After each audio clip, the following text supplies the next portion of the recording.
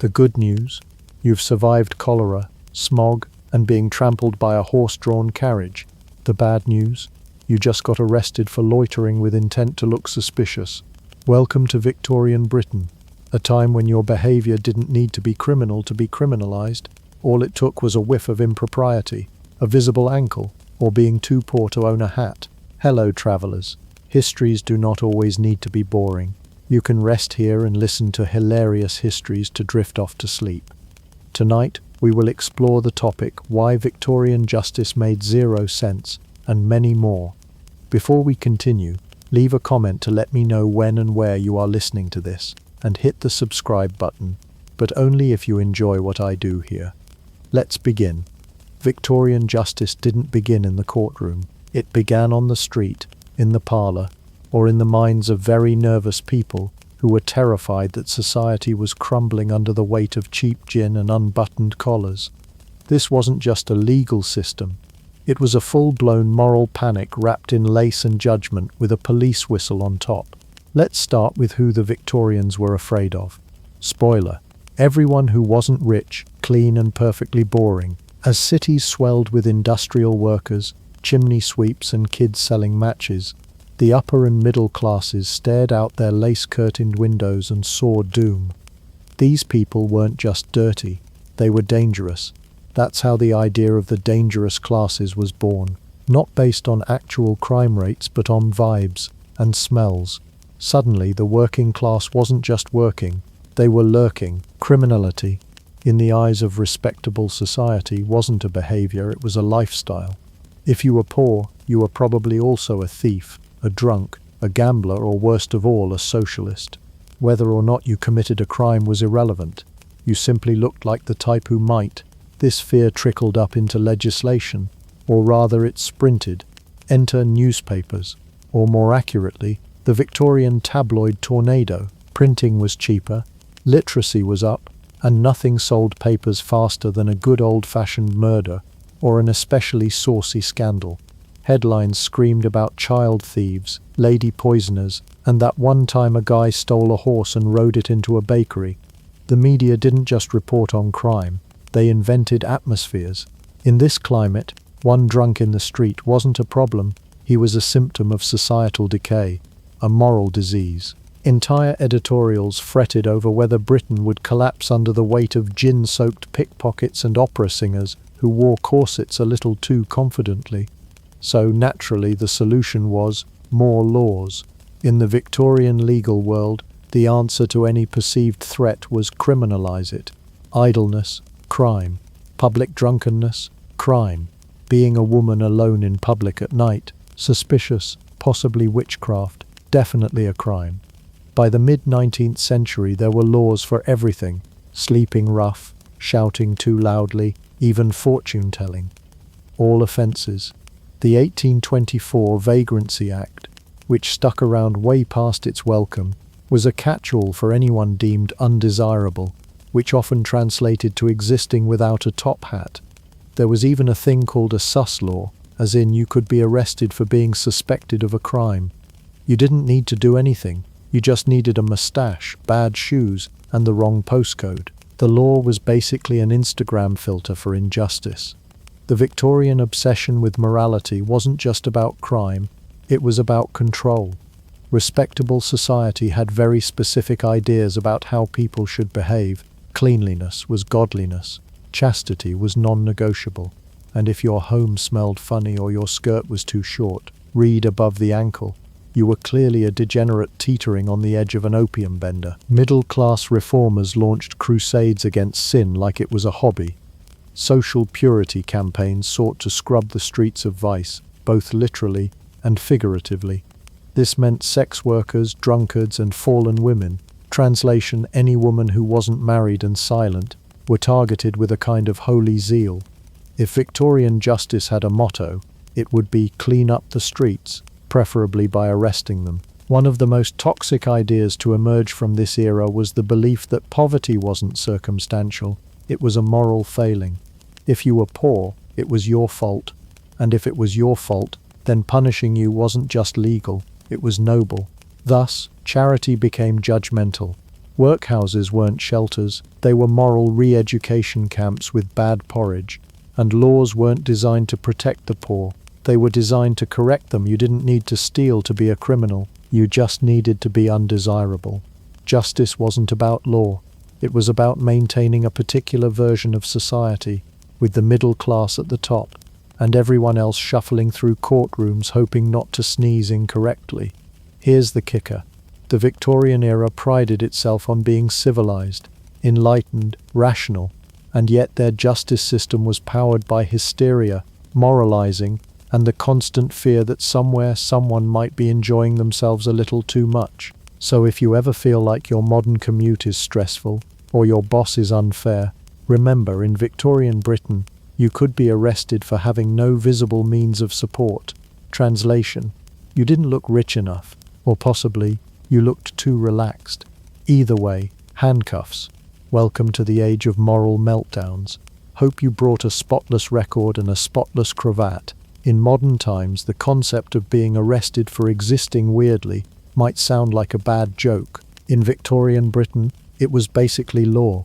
If the last part taught us that society was panicking over moral decay, this part shows us the glorious results of that panic, a legal system that could criminalize your entire vibe. In this era, you didn't have to steal, fight, or plot anything sinister.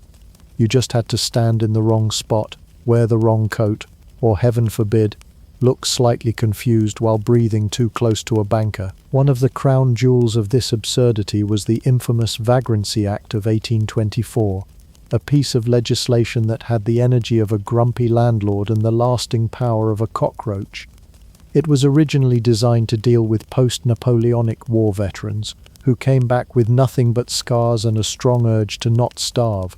But Victorian lawmakers, being allergic to nuance and big fans of blaming the poor for their own poverty, turned it into a blanket excuse to arrest anyone who wasn't actively doing capitalism in the street. Under this law, you could be arrested for being idle and disorderly, which basically translates to, "We saw you sitting down and we didn't like it." Loitering, arrestable. Sleeping in public, jail. Having no visible means of support? That's a fine, or prison, or both. And good luck arguing you did have support, because the people arresting you were the same ones deciding whether your shoes were trustworthy enough to prove employment. The law loved to categorize people with vague, ominous labels like rogue and vagabond, incorrigible rogue, and wandering lunatic. These weren't just insults, they were legal definitions. If you were considered a person of suspicious character, the police didn't need to wait for a crime, they could just arrest you and sort out the details later. Preferably in a courtroom where the word suspicious had the same legal weight as caught red-handed. And let's talk about suspicion, shall we? In Victorian Britain, suspicion was less about evidence and more about aesthetics. Unkempt hair, suspicious. Missing a button, suspicious. Whistling in a cheerful yet economically unstable manner, extremely suspicious. There were even instances where people were arrested for whistling at night, because apparently music became legally threatening once the sun went down. Of course, one group that consistently found itself under suspicion was the public drunk. Not the rowdy brawler or the glass-smashing hooligan, just your average person who had one too many and decided to walk home creatively. Drunkenness wasn't just frowned upon. It was fined, jailed, or for repeat offenders, punished with the full brunt of moral superiority wrapped in a cell door. Sobriety wasn't just preferred, it was required for public existence. But the real kicker, debt. You could go to jail for owing money. Not a lot of money, just any money. Failed to pay a small fine? Prison. Owed someone a few shillings? Prison. Couldn't afford your coal bill because your child ate all your bread and you chose warmth over starvation. You guessed it, prison. It was a justice system that said, you're poor. Let us help you by making you poorer. Debtors' prisons weren't just holding cells, they were purgatories. People could be imprisoned indefinitely, without trial, until their debts were paid. Which makes sense, if your logic is a wheel of cheese spinning in the wind. You were expected to pay your way out of jail, while not being able to work, because you were in jail. It was the financial equivalent of being told to swim your way out of a locked chest. And if you thought that maybe kindness would prevail somewhere in this darkly bureaucratic storm, well, surprise, the system also punished those who tried to help. Giving alms to the wrong sort of beggar could get you a stern warning or a fine of your own, because nothing encourages generosity like the looming threat of mutual prosecution. The absurdity wasn't just in the laws, it was in their enforcement. Police had immense discretion and little oversight. Many arrests were based on gut feeling or that guy looks like trouble, which, in Victorian policing terms, meant he's not wearing gloves and made eye contact. A bad haircut could land you in court. A limp might get you classified as a fraudulent beggar. Walking too slowly? Clearly you're planning something. But perhaps the strangest part of all this is how ordinary people came to accept it. This wasn't some dystopian fantasy. It was daily life. Victorians grew up knowing that misfortune could be illegal, that bad luck might come with a prison sentence, and that being visibly poor was practically a public offense. The system wasn't just unkind, it was structurally allergic to common sense. In the end, Victorian Britain created a justice system that didn't just criminalize crime, it criminalized circumstance. You weren't punished because you did something wrong. You were punished because you couldn't afford to look like someone who didn't. It was a society where justice wore a top hat, waved a cane, and arrested you for not owning either. If you've ever felt bad about stealing an extra grape at the grocery store, take heart. You didn't get shipped to the other side of the planet for it. In Victorian Britain, however, even the mildest brush with petty crime could result in punishment so extreme it makes modern sentencing look like a warm hug with a court date. The Victorians didn't just overreact, they institutionalized it. Their motto might as well have been, "Make the punishment so severe that the crime regrets being born." With the heart of this judicial overkill was an overwhelming fear that society was teetering on the edge of chaos. And how did they think chaos would begin? Not with war, not with rebellion, but with a handkerchief. That's right. One of the most commonly stolen items in Victorian Britain was the humble pocket square, the thing you now use to wipe your glasses or dramatically cry into during a breakup scene was, back then, a one-way ticket to ruin. Let's say you're walking down the street in 1840, minding your own Victorian business, when hunger, or desperation, or sheer boredom inspires you to pinch a handkerchief from someone's pocket. You're caught. The constable doesn't care that this is your first offense, or that you've never even had your own handkerchief. What he does care about is your audacity. And that's enough to land you 7 years in Australia. Yes, Australia, because if there's one thing Victorian justice hated more than theft, it was proximity. Transportation was the go-to punishment for petty theft. Didn't matter if it was food, fabric, or a pair of gloves worn past their expiration date. If you stole it, you were getting on a boat. This wasn't a quick cruise either. The trip could take months in conditions so bad even the rats were filing complaints. Once you arrived, your new life began. Hard labor, isolation, and an endless supply of things trying to kill you, from venomous creatures to other prisoners who really missed their handkerchiefs. And transportation wasn't just a punishment, it was a threat. Judges used it like a moral flamethrower. The idea was that making an example of a few would scare the many into perfect behavior. The result? A legal system that treated minor thefts like treason. People were transported for stealing a spoon, a single loaf of bread, or even a piece of fabric that looked a little too expensive to belong to them. One woman was famously sentenced to 7 years for stealing cheese. Not a warehouse of cheese, just cheese. Imagine being torn from your home, shipped across the globe, and forced into penal servitude, all because you got a little too excited in the dairy aisle. And for those who weren't shipped off, things didn't get much better. Welcome to the world of overcrowded jails, where Victorian ideals about order and moral correction collided with the physical reality of stuffing hundreds of humans into spaces designed for far fewer. These jails weren't rehabilitation centers. They were warehouses of despair, filled with people whose biggest crime was failing to blend in. You could find children imprisoned next to hardened criminals, all because they swiped a coin or worse, loitered near someone thinking about crime. Conditions were filthy, diseases ran rampant, and fresh air was considered a luxury item. If you were lucky, you'd get out after a few months. If not, well, at least your family would get a nice polite letter explaining which unmarked grave you were in. And then there were the hard labor sentences for minor infractions like stealing a turnip or breaking a window. You might be ordered to break rocks in the sun, operate a treadmill. No, not the gym kind, the punishment kind, or haul buckets of water back and forth for no reason other than to build character. Victorian justice loved punishment with symbolic futility. If it felt like your soul was slowly being ground into dust by meaningless repetition, you were doing it right. These punishments weren't designed to match the crime, they were designed to crush the criminal. Not physically, though that happened too, but socially, economically, and emotionally. The goal wasn't justice, the goal was deterrence by spectacle. Make every sentence a warning, and maybe society would hold itself together by sheer fear and tightly clenched corsets. Of course, all of this created a very weird paradox. The Victorian justice system was obsessed with order, yet its harshness created instability. Families were torn apart over trivial acts, entire communities lived in fear of arbitrary sentencing, and trust in authority crumbled faster than a poorly built debtor's cell. But still, the system marched on, fueled by a moral engine that equated justice with jaw-dropping overreaction. In the end, Victorian punishment wasn't about whether a crime was serious. It was about whether society could afford to look lenient, and since leniency was seen as weakness, every trial became an opportunity to flex judicial muscles no matter how absurd the charge.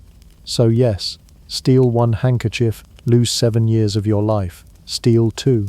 Now you're not just a thief, you're a career criminal. And don't even think about the cheese.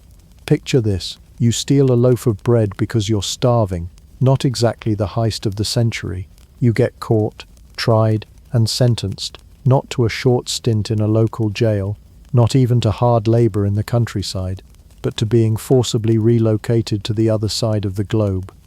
You board a ship with hundreds of other undesirables and spend the next several months in a floating disease box, only to arrive in a place so hot, wild, and venomous that the flora alone wants you dead.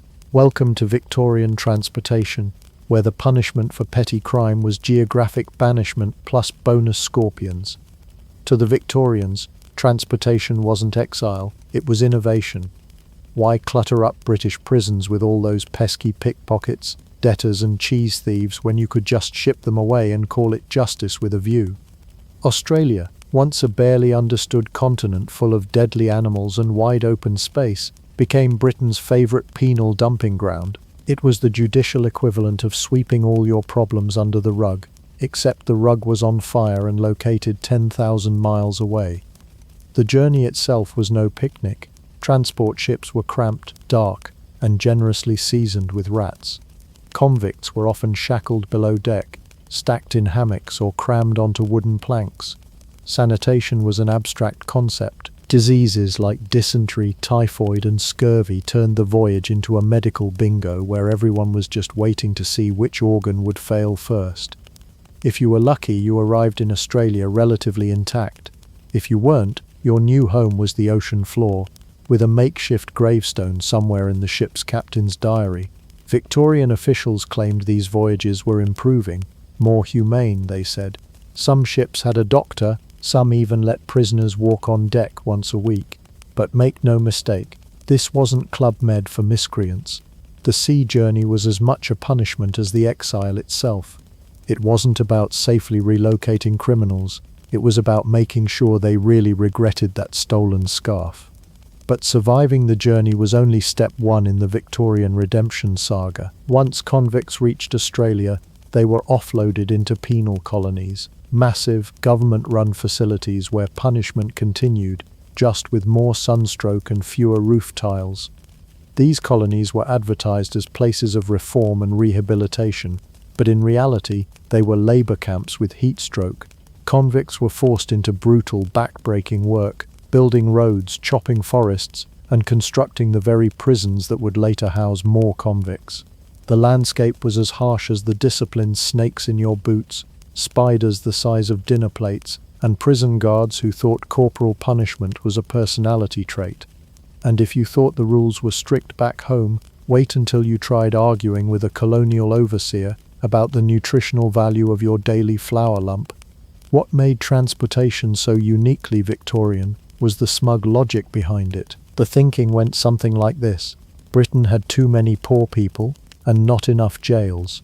Australia had too few people and a surplus of scorching wasteland. Why not solve both problems at once? It was less about justice and more about administrative spring cleaning. Out of sight, out of mind, and ideally out of the country forever. The public was divided. Some viewed transportation as merciful, a softer alternative to hanging. Others thought it was too lenient, a taxpayer-funded vacation to a sunny paradise for people who couldn't even pay their debts. Of course, these critics often overlooked the part where convicts were whipped, starved, and worked until their backs gave out. But hey, who has time for facts when you're busy moralizing over tea? The Victorian government loved the idea of criminals redeeming themselves through labor. If someone worked hard enough in the colonies, they could eventually earn a ticket of leave, a kind of probation slip that allowed them to live freely in the area. Though freely meant something closer to under constant surveillance, with the looming threat of rearrest if your shoelaces looked too rebellious. Some even went on to become respectable members of colonial society, proving that Victorian justice sometimes accidentally produced a happy ending, usually by mistake. Eventually, transportation fell out of favor, not because it was cruel or absurd, but because it became inconvenient. Australia didn't want to be Britain's attic anymore, and the public back home began questioning why so many minor criminals were being sent to places they'd only ever seen on maps labeled "Here be monsters." By the mid-1800s, transportation was phased out, replaced by more localized forms of punishment, but its legacy stuck around, both in historical records and in the unmistakable scent of bureaucratic panic dressed as policy. Transportation in all its sun-scorched, rat-infested glory stands as a perfect example of Victorian logic. If someone stole a loaf of bread, clearly the best course of action was to give them heat stroke, dysentery, and a free snake. It was justice as relocation, punishment as paperwork, and reform measured in miles. The further away the convict went, the better Britain felt about itself. In Victorian Britain, unaliving wasn't just a grim inevitability, it was also a social event. And not just any social event, mind you. This wasn't dinner and a show. It was a noose and a crowd. Public executions were the hottest ticket in town, and justice had never been so theatrical. The scene, gallows in the square. A convicted criminal praying or weeping, or simply trying not to throw up, and thousands of spectators munching on snacks while angling for the best view of the drop. Think Glastonbury. But instead of music, there's moral superiority and a dangling corpse. Victorians didn't invent public executions, of course. They just gave them the added flair of industrial age drama. By the 1800s, London alone had a rich history of turning death into a destination. When the infamous Tyburn tree, a multi-gallows setup used for mass hangings, was retired, the action moved to Newgate Prison, where crowds still gathered in the thousands. It was quite literally hanging out. For many Victorians, an execution was a teachable moment, a grim example of law and order doing its job. But the actual experience felt more like a carnival than a sermon. Vendors sold food, ale, and pamphlets with juicy details about the condemned. Children sat on their parents' shoulders. Women fainted. Pickpockets worked the crowd. Yes, really, crime happening during justice's grand finale. Sometimes the crowd was so rowdy it drowned out the priest's final prayers. The moral contradiction didn't escape everyone. The same society that claimed to uphold virtue and Christian values was elbowing each other to get a better look at someone's final twitch. Imagine lecturing your children about morality while clapping as a man is flung off a wooden platform. It's a bit like telling someone not to smoke while lighting a cigar with a flamethrower. And the crimes that earned this macabre spectacle. Some were horrifying, no doubt, murder, rape, highway robbery, but others were far more ambiguous. People were hanged for forgery, stealing livestock, or even pickpocketing. By the time the 1800s rolled around, over 200 crimes were punishable by death. That's right. Forget to pay your taxes and you might end up starring in a live-action tragedy outside a prison. To the authorities, these executions weren't just punishment, they were deterrents. Nothing screams "don't steal" like the sight of someone kicking in the air with a rope around their neck. But did it work? Not exactly. In fact, public executions often inspired more crime, not less. Crowds leaving the gallows sometimes got into fights, staged robberies, or broke into nearby taverns. It's hard to absorb the sobering lesson of justice while blackout drunk and waving a stolen hat. As the century wore on, voices grew louder against the practice.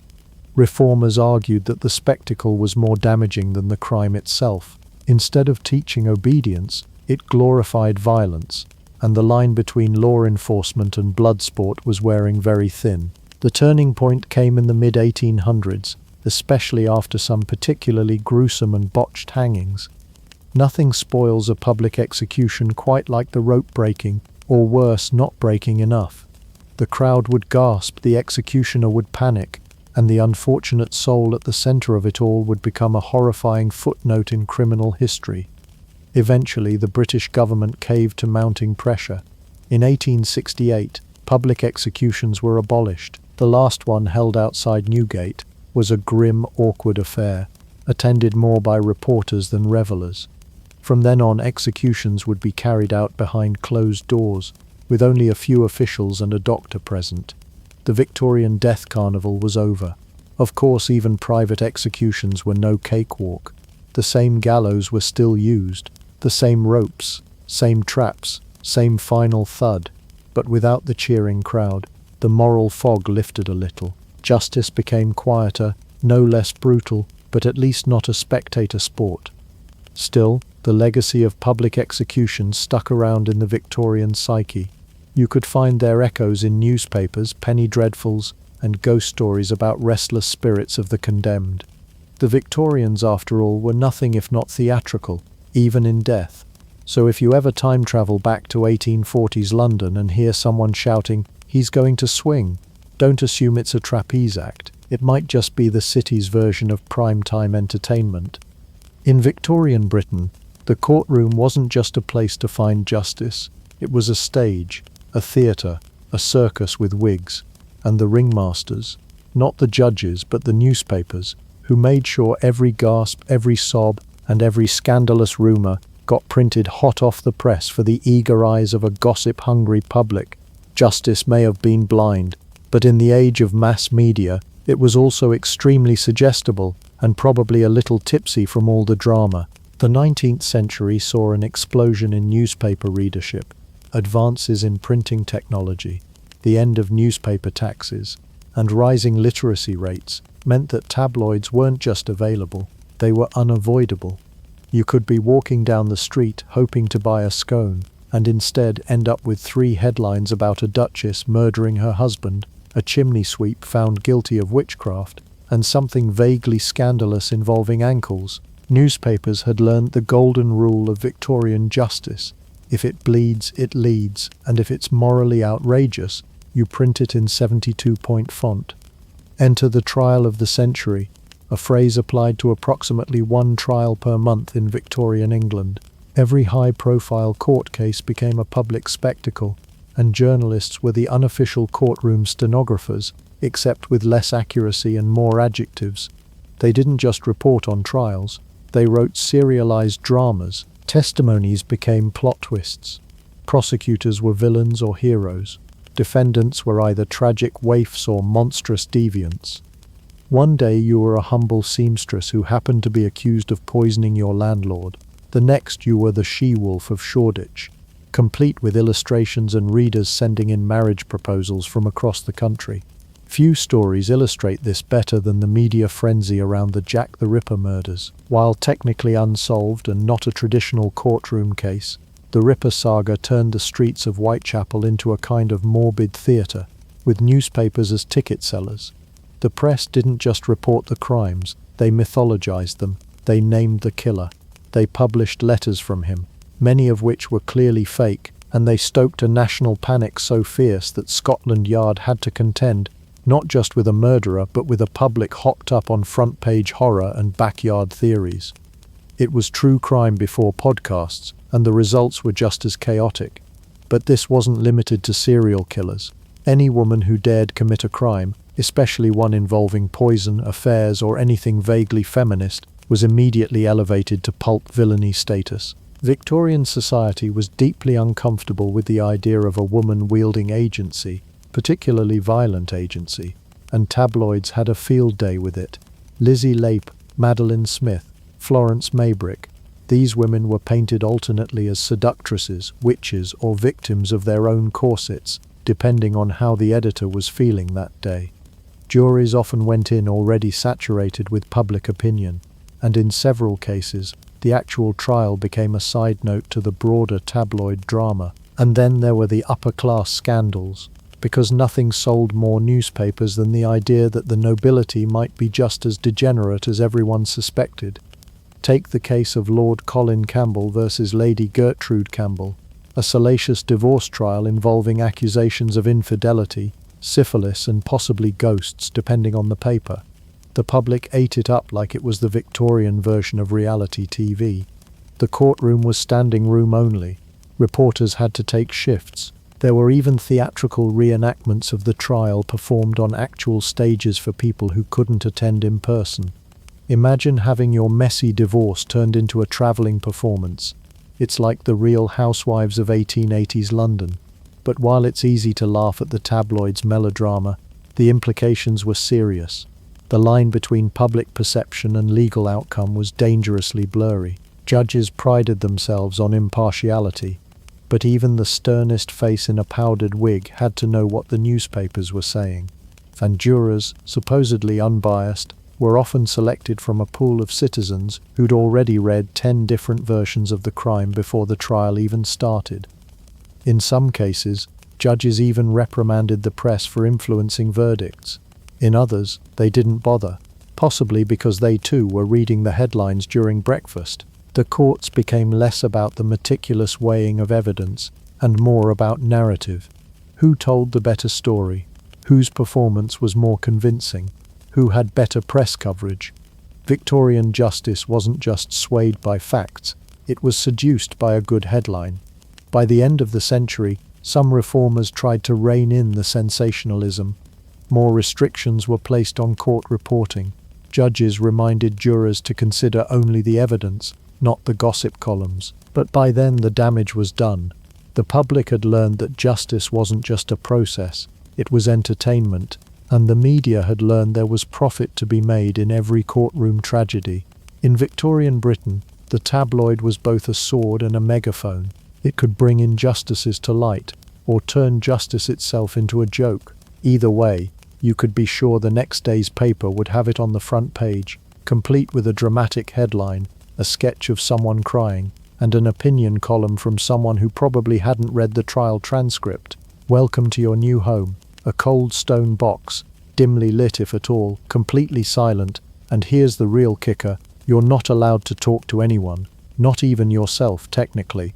Victorian prisons weren't designed with rehabilitation in mind. No, they were meticulously crafted to squeeze the humanity right out of you, like an orange being juiced by a particularly disappointed clergyman. The Victorians believed in improvement, especially the kind that made you question every life choice while sobbing quietly into a wall, and so their prison system evolved into a cruel architectural and psychological experiment, rooted in the idea that if you isolated a person hard enough, long enough, they'd somehow emerge morally purified, or at least very, very quiet. Let's start with the infamous separate system. This wasn't just a clever name, it was a state-mandated plan to turn prisoners into isolated, obedient shells of their former selves. Under the separate system, you were forbidden from interacting with any other inmate. Talking was banned. Eye contact, also banned. If you were lucky enough to get some fresh air once a day, you'd be walked through a high-walled circular yard wearing a hood over your head, like a moody falcon. Rehabilitation was less about reflection and more about enforced existential crisis.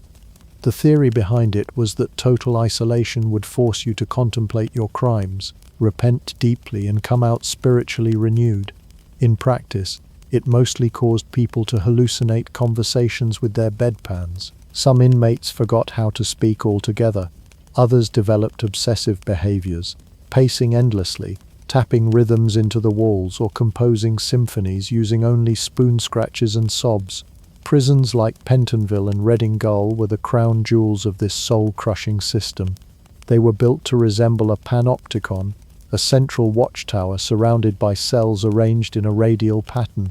The genius of the panopticon was its psychological manipulation. The guards didn't have to watch every prisoner all the time. They just had to make prisoners believe they might be watched all the time. The silence inside these prisons was not incidental. It was enforced like a sacred doctrine.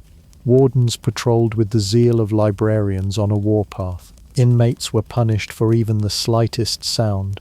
Whispering? Solitary confinement. Humming? Bread and water for days. Coughing too enthusiastically? Well, now you're just trying to start a riot. And let's talk about solitary confinement, which in Victorian logic was considered not a punishment but a starting point. You didn't get thrown into solitary for bad behavior. You started there. The idea was that a few months of complete silence and sensory deprivation would prime you for the deeply spiritual experience of picking oakum, unraveling old rope for hours on end, or breaking rocks without context. Many didn't make it that far. There are recorded cases of inmates going stark raving mad within weeks. And once you cracked, the solution? More solitude. Clearly the first round just wasn't long enough. Prison labor, when it came, was less about productivity and more about spiritual suffering. You might spend your days walking a treadmill that powered nothing, literally a punishment wheel, or cranking a handle attached to a mechanism that offered no resistance for the sheer joy of cranking. One prisoner reportedly turned his crank 10,000 times a day. For what? The vague hope that maybe this time the gears would whisper an apology. Of course, the whole system was cloaked in a thick layer of moralism. Victorian reformers genuinely believed they were creating a better society. To them, it wasn't cruelty, it was necessary purification. You didn't just serve time, you served time in a medieval dungeon cosplaying as a reformist utopia, complete with moral instruction, Bible study, and an enthusiastic reminder that your soul was probably very stained. The architecture itself told a story. Narrow corridors, high ceilings, and small windows positioned just out of reach gave the impression that you were both utterly insignificant and eternally watched. Even when you were alone, the building itself was judging you. And if the walls didn't, the ever-hovering wardens would. Eventually, the separate system began to crumble under the weight of its own madness.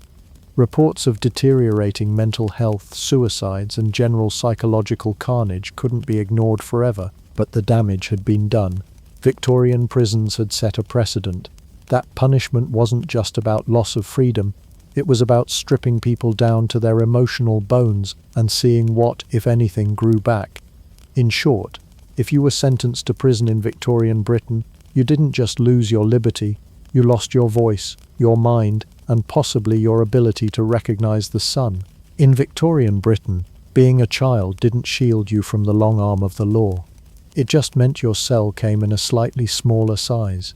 The same justice system that happily shipped adults off to Australia for stealing a spoon had no issue dragging pint-sized pickpockets into courtrooms and treating them like hardened criminals. You could be 8, shoeless, starving, and alone, and somehow still be charged with grand larceny because you nicked an apple to keep your stomach from staging a protest. Children were often seen not as innocent beings in need of guidance, but as miniature moral failures. The prevailing attitude among Victorian elites was that bad behavior in children wasn't just a phase, it was an early warning sign of a lifelong criminal career. This suspicion was especially strong toward poor kids, who were often labeled juvenile delinquents simply for existing within view of a gas lamp. In a world obsessed with moral decay and order, a child who ran wild in the streets was considered a threat to civilization itself, or at least to someone's freshly swept doorstep. And the law wasted no time making examples out of them. There are records of children as young as 7 or 8 being hauled before judges, and not for pranks or schoolyard scuffles. One 9-year-old was sentenced to hard labor for stealing a single rabbit. Another, just 10, got a prison sentence for snatching a crust of bread. Victorian courtrooms didn't discriminate by size or age. If your tiny hand took something it shouldn't have, the gavel came down just as hard. The idea of rehabilitation didn't really apply here. You didn't get a time out, you got time served. What made things even worse was the complete lack of any child-specific legal process. Children were tried in adult courts, standing before grim-faced magistrates and surrounded by lawyers who talked over them like they were furniture.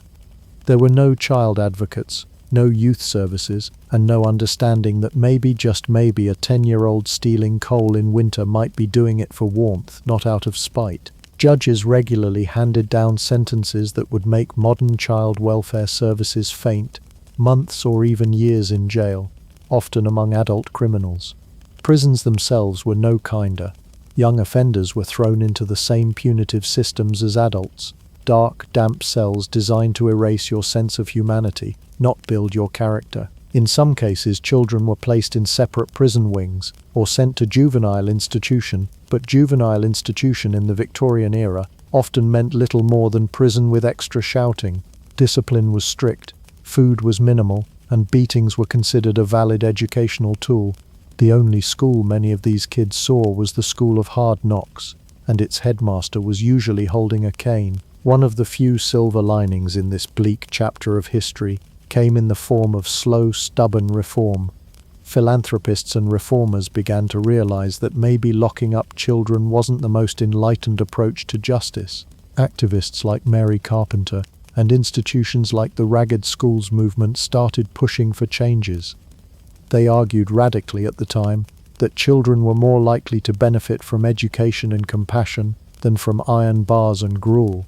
By the late 19th century, juvenile justice was beginning to separate itself from the adult system. Special reformatory schools were introduced, though the line between reform and punishment often remained blurry. Still, it was a step in the right direction. Laws were slowly updated to reflect the idea that a 12-year-old who stole a handkerchief might need help, not hard labor, and while progress was slow and often resisted by people who thought discipline should always involve a stick, it marked the beginning of a shift toward a more humane view of childhood and justice. But make no mistake, this shift didn't happen overnight. For most of the Victorian era, being a poor kid in Britain meant you were just one wrong glance from a constable away from a courtroom. The concept of childhood as we understand it today, full of learning, play, and protected rights, was barely a blip on the radar. Victorian children had chores, not choices, and if you found yourself accused of a crime, no one cared how young you were. You were expected to stand tall, speak clearly, and take your punishment like a man, even if you were still losing baby teeth. So the next time you hear someone wax poetic about the good old days of discipline and order, remember the child hauled off for stealing a penny bun. Victorian justice didn't care about your age, it cared about maintaining order. And if that meant shoving a child into a cell for swiping sweets, well, that was just another day in court. In the Victorian era, being a woman in the wrong place at the wrong time, or simply having too many opinions, could be the fastest route to legal trouble. You didn't need to commit a crime, you just needed to exist inconveniently. Victorian justice had a special knack for turning femininity into felony, and it did so with the quiet confidence of a society convinced it was doing women a favor by punishing them. Let's start with a charming little diagnosis called hysteria. This catch-all condition could be applied to just about any behavior the male medical establishment didn't like. Feeling sad? Hysteria. Wanting a divorce? Hysteria. Not smiling politely when a man explained your own body to you? Hysteria with a side of rebellion. The term came from the Greek word for uterus, hystera, because obviously the root of all female misbehavior had to be anatomical. And once you were labeled hysterical, the legal and medical systems joined forces like a Victorian buddy cop movie. Except instead of solving crimes, they solved the problem of uppity women. Hysteria could land you in an asylum, and from there the odds of coming out were about the same as beating Queen Victoria at arm wrestling. Women were often committed by husbands, brothers, or fathers for reasons ranging from actual mental illness to talking too much at dinner. Asylums didn't ask too many questions. If the paperwork said hysterical, that was good enough. Bonus points if you were also unmarried, middle-aged, or had opinions about politics. But if you didn't get locked away for your emotions, the legal system had other ideas. Women in Victorian courts weren't just treated unequally, they were measured by an entirely different moral yardstick. Infidelity was one such yardstick, and it was surprisingly one-directional. If a man cheated on his wife, it was unfortunate. If a woman cheated on her husband, it was scandalous and illegal. And forget divorce. Until late in the 19th century, a man could divorce his wife for adultery alone, but a woman had to prove adultery plus cruelty or desertion. In short, if your husband cheated and then threw a chair at you, the court might consider letting you leave. Maybe. And it wasn't just adultery. Women could be arrested for gossiping, loitering, being disruptive, or dressing improperly. That's right, wear the wrong outfit and you might be accused of soliciting. There were even documented cases of women being charged under vague morality laws simply for walking alone at night. The assumption? If you were unaccompanied, you must be up to something sinful or worse, independent. It didn't help that women were often excluded from the very systems judging them. No female jurors, no female lawyers, definitely no female judges. The entire legal ecosystem was a testosterone-fueled echo chamber, confidently deciding what was best for women without asking a single one of them. And if you did end up in court, your best defense wasn't logic or evidence. It was looking fragile and remorseful enough to trigger male pity. Things reached peak absurdity in cases involving female insanity. Here, medical experts who often moonlighted as courtroom witnesses would explain that a woman's criminal behavior was likely the result of womb-related disturbances. Judges accepted this with a straight face. You could literally be found not guilty because you had a uterus, but then immediately declared mentally unfit and shipped off to an asylum anyway. Justice was served, lukewarm, and with a side of gaslighting. To their credit, not everyone was okay with this system. Late in the Victorian period, reformers began pointing out that maybe women should have, rights. The feminist movement gained steam. Women's legal aid groups began forming, and some courts were pressured to re-evaluate how they handled female defendants. But progress was painfully slow. For most of the era, the overlap between the legal and medical treatment of women formed a bizarre Venn diagram of misogyny, where anything remotely inconvenient could be pathologized, criminalized, or both. By the time the Victorian curtain finally closed, women had begun pushing back, petitioning for divorce reform, fighting for custody rights, and even qualifying as lawyers in the early 20th century. But the legacy of Victorian justice lingered like a corset bruise. The message had been clear. A woman who stepped out of line could be met not just with scorn, but with a full legal apparatus ready to put her back in her place. Before the Victorian era, if you lost your wallet, you either prayed a good Samaritan would return it, or you hired a very dramatic letter writer to accuse all your neighbors. Organized law enforcement was more of a hopeful suggestion than a functioning system, but by the 19th century, crime in the booming cities of Britain had reached such theatrical proportions that even Parliament realized waiting for crime to go away wasn't a great strategy, so they did something radical. They invented the modern police force, and like all first drafts, it was chaotic. Enter the Metropolitan Police Force, born in 1829, the proud invention of Home Secretary Sir Robert Peel. Yes, that Robert, from whom we get the nickname Bobbies. Imagine trying to create a professional police force from scratch in a city of over 1 million people, many of whom thought the idea was a tyrannical step toward dictatorship. The earliest Bobbies weren't just underpaid and undertrained, they were also underloved. Londoners weren't exactly thrilled to see men in blue walking around with the authority to enforce laws that just yesterday were optional depending on how fast you could run. The first generation of police officers faced constant mockery. Their uniforms were ridiculed, too stiff, their batons were seen as oppressive, even though most criminals had bigger ones, and their ability to read a situation was, shall we say, developing. There are stories of early bobbies arresting drunk cows, chasing geese into fishmongers, and intervening in pub arguments by loudly announcing, "Gentlemen, please be less criminal." And the public wasn't shy about pushing back. In fact, early riots against the police were so common that being a bobby became one of the more dangerous jobs in London. In one incident, a mob attacked a police station with stones, claiming the officers were spies for the government. In another, a policeman trying to break up a brawl was chased down the street by a group of butchers wielding sausages as makeshift clubs. The Victorian public had mixed feelings about the law, but very strong feelings about sausages. Why the distrust? For starters, Victorian England had a long memory of government overreach, and many citizens saw these new officers as the king's private army in a funny hat. Plus, the line between policing and surveillance wasn't always clear. People weren't used to having their behavior monitored in public, especially not by someone whose entire training manual could fit on a single page titled, "Do Your Best." But the most confusing part? The police force didn't quite know what counted as a crime. Laws were evolving, inconsistent, and in many cases poorly understood. Was loitering illegal? Sometimes. Was playing dice in the street a crime? Depends on who was watching.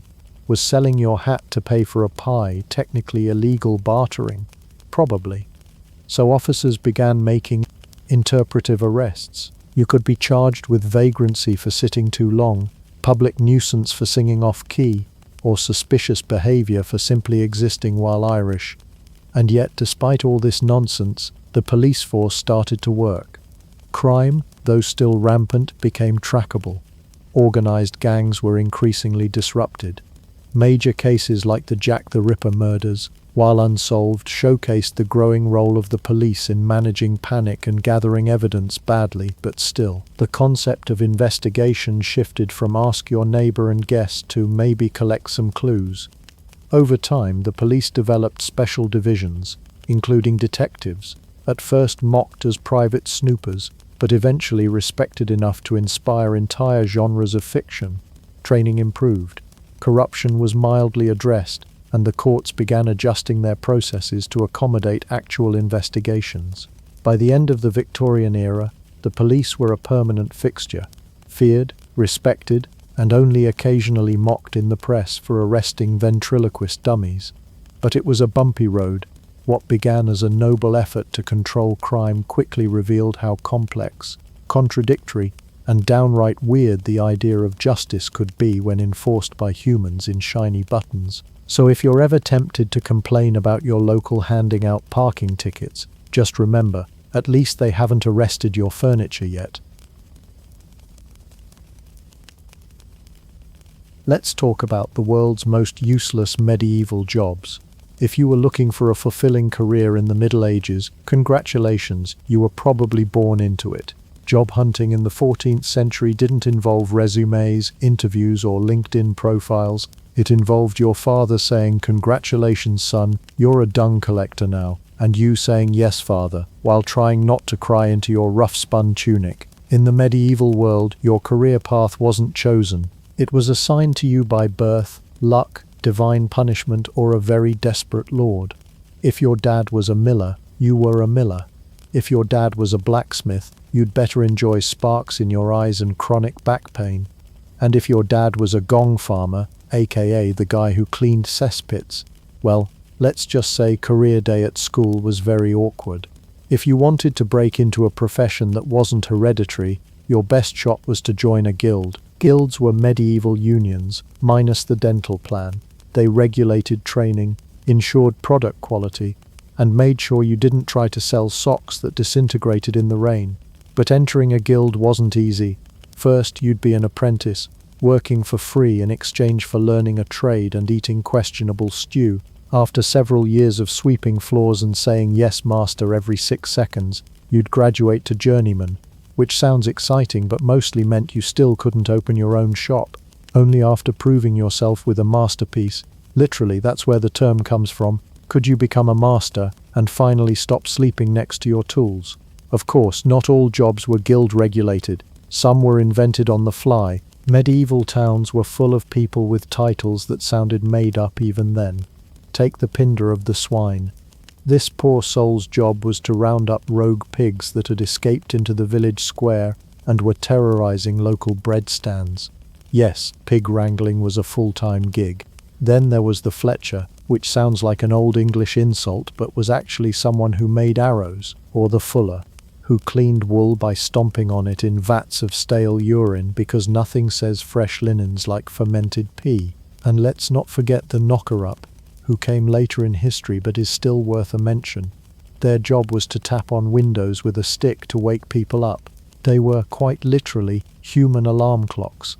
The 14th century version likely involved yelling, chickens, and a lot of confusion. Some medieval jobs were so specific, so bizarre, you can almost hear the town crier announcing them like an ad. Help wanted. Must not fear darkness, rats, or violent goats. Experience with buckets preferred. It was an era when job titles carried a strange kind of dignity, even if the jobs themselves were horrifying. People proudly introduced themselves as muckraker, not realizing they'd one day inspire political journalism, or they'd say, "I am a rat catcher by trade," as if they were a noble artisan of rodent termination. And the names only got weirder as the jobs got worse. The ale conner was in charge of tasting local beer to ensure quality. Sounds fun, right? Except the test involved pouring the ale on a wooden bench, sitting on it with leather pants, and seeing if your trousers stuck. If they did, it meant the sugar content was too high. This was literally quality control by butt. Meanwhile, if you were truly unlucky or unusually trusted, you might end up as the groom of the stool, the royal butt wiper. Yes, that's real. And yes, we'll dive far deeper into that train wreck of dignity in the next chapter. But before we get ahead of ourselves, it's important to realize that these jobs weren't always seen as ridiculous. They were necessary. Medieval life was a chaotic stew of superstition, disease, zero plumbing, and way too many animals indoors. You needed someone to collect the leeches. You needed someone to walk endlessly in a wheel to raise a church bell. You needed someone to eat bread off a dead body to absorb their sins. Don't worry, we'll get there. So let's say you're a medieval peasant, recently orphaned, and not keen on joining a monastery. You wander into the village centre. A local noble is hiring. You look at the board. Your options include leech wrangler wanted, must enjoy swamps and blood loss, treadmill walker needed, must be okay walking for hours to power a winch, no sitting, ever, plague doctor assistant, experience not required, life insurance not offered, sin eater, must like funerals and bread, dislike having a soul of your own. Congratulations, you've made it to the inner circle of royal power. The king trusts you. You attend to his private needs. You know all his secrets. There's just one catch. Your official job title translates to guy who wipes the royal butt. Welcome to the glamorous and grotesque world of the groom of the stool.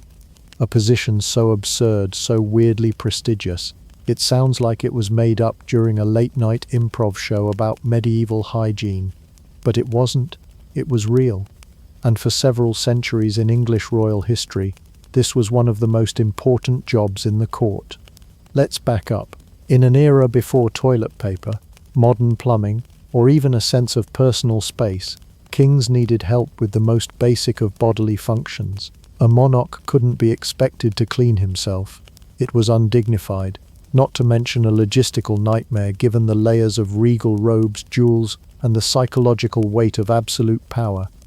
No, this delicate task had to be entrusted to someone noble, discreet, and preferably not squeamish, thus the groom of the stool. The job began in the 15th century, during the reign of Henry VII, and was considered part of the privy chamber. That's right, the privy, as in toilet. The groom was literally stationed next to the royal commode, armed with water, towels, and probably a deep internal screaming monologue. The king would, well, do what kings do, and the groom would then assist in the clean-up. Sometimes he helped the king undress or redress. Sometimes he monitored the royal bowel movements for signs of illness. Sometimes he just stood nearby, pretending not to exist, but the main function was unmistakably intimate. Here's where it gets interesting. Far from being a job for low-level servants or peasants with poor life choices, the groom of the stool was often a nobleman of high birth. Why? Because trust was everything. The king had to feel safe in his most vulnerable moments, pants down, defenseless and grunting through yesterday's venison pie. The groom needed to be absolutely loyal. You don't just let any old baron near your backside with a cloth and a bowl of rosewater. And with that trust came power, real political influence. You see, when you're cleaning up after a king, you hear things. You're there when he's frustrated. You're there when he's venting about the nobles, the wars, the annoying diplomats, or the endless parade of suitors for his daughter's hand. In the weird world of medieval court life, proximity meant access, and access meant control. Several grooms of the stool became key advisors, wielding immense behind-the-scenes power. They could influence royal appointments, shape policy, and act as gatekeepers to the king's inner circle. One of the most infamous was Sir Anthony Denny, groom to Henry VIII, who had so much influence in the king's final years that he essentially controlled who got in and out of the king's bedroom and therefore who lived, who died, and who got mysteriously uninvited to dinner. It's not an exaggeration to say the groom of the stool could make or break a nobleman's career, all while knowing exactly what the king had for breakfast and how long it took to regret it. And yes, in case you were wondering, the royal commode was not just a wooden bucket. It was a throne in every sense of the word. The English kings used something called a close stool, a fancy box with a hole in the middle, often lined with velvet or silk and fitted with a chamber pot. One version used by King William III was made of mahogany and covered in crimson velvet, proving that no body function was too humble to deserve luxury. There are even records of gilded stools, yes, golden toilets fit for a king's rear end. Of course, by the 18th century, plumbing slowly improved, and monarchs became slightly more self-sufficient. The groom of the stool evolved into more of a ceremonial role, then was eventually phased out altogether. By the time Queen Victoria came to power, even the British royal family had accepted that wiping your own bottom might be part of adulthood. But for a few bizarre centuries, this position stood as a perfect example of how status and absurdity went hand in glove in royal courts. You could be born a noble, serve the king in the most undignified way imaginable, and still rise to become a political heavyweight, all because you happen to be standing next to the throne, the other throne. So the next time you hear someone brag about climbing the career ladder, remind them, in Tudor England, the top of that ladder was directly next to a toilet.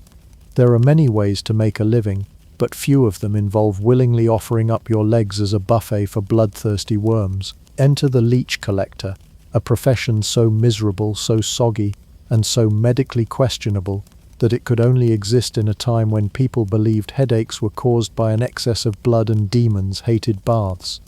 In the glorious mud-splattered days of medieval medicine, leeches weren't just creepy pond dwellers. They were elite, high-demand therapeutic tools. Why?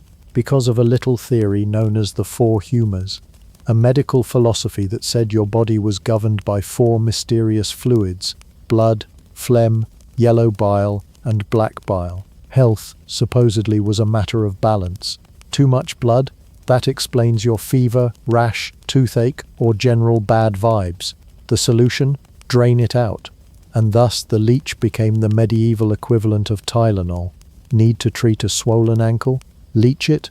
Chronic headaches? Leech it. Gout? Melancholy? Toothache? Problems in the bedroom? Leech, leech, leech. These little bloodsuckers were the Swiss Army knife of medieval medicine, always ready, always wriggly, and always hungry. But here's the thing. Leeches don't grow on trees. They grow in ponds, and someone had to go and get them. This is where the leech collector came in, a profession less like a job and more like a swamp-themed horror movie that paid minimum wage. The method was gloriously low-tech and depressingly painful. A leech collector, often a woman or a child because their legs were smaller and apparently more collectible, would wade into shallow marshes and stand there. That's it, just stand in silence, in muck, and wait. Leeches, sensing the delicious presence of warm blood, would attach themselves. First one, then two, then a dozen. At that point, the collector would slowly, carefully peel them off and drop them into a jar or a small wooden bucket, or in particularly rustic setups, a pig bladder, and then do it all over again, all day, until their legs were pockmarked, sore, and occasionally infected. Because when your workplace is a parasite's dining room, infections aren't just a possibility, they're part of the package.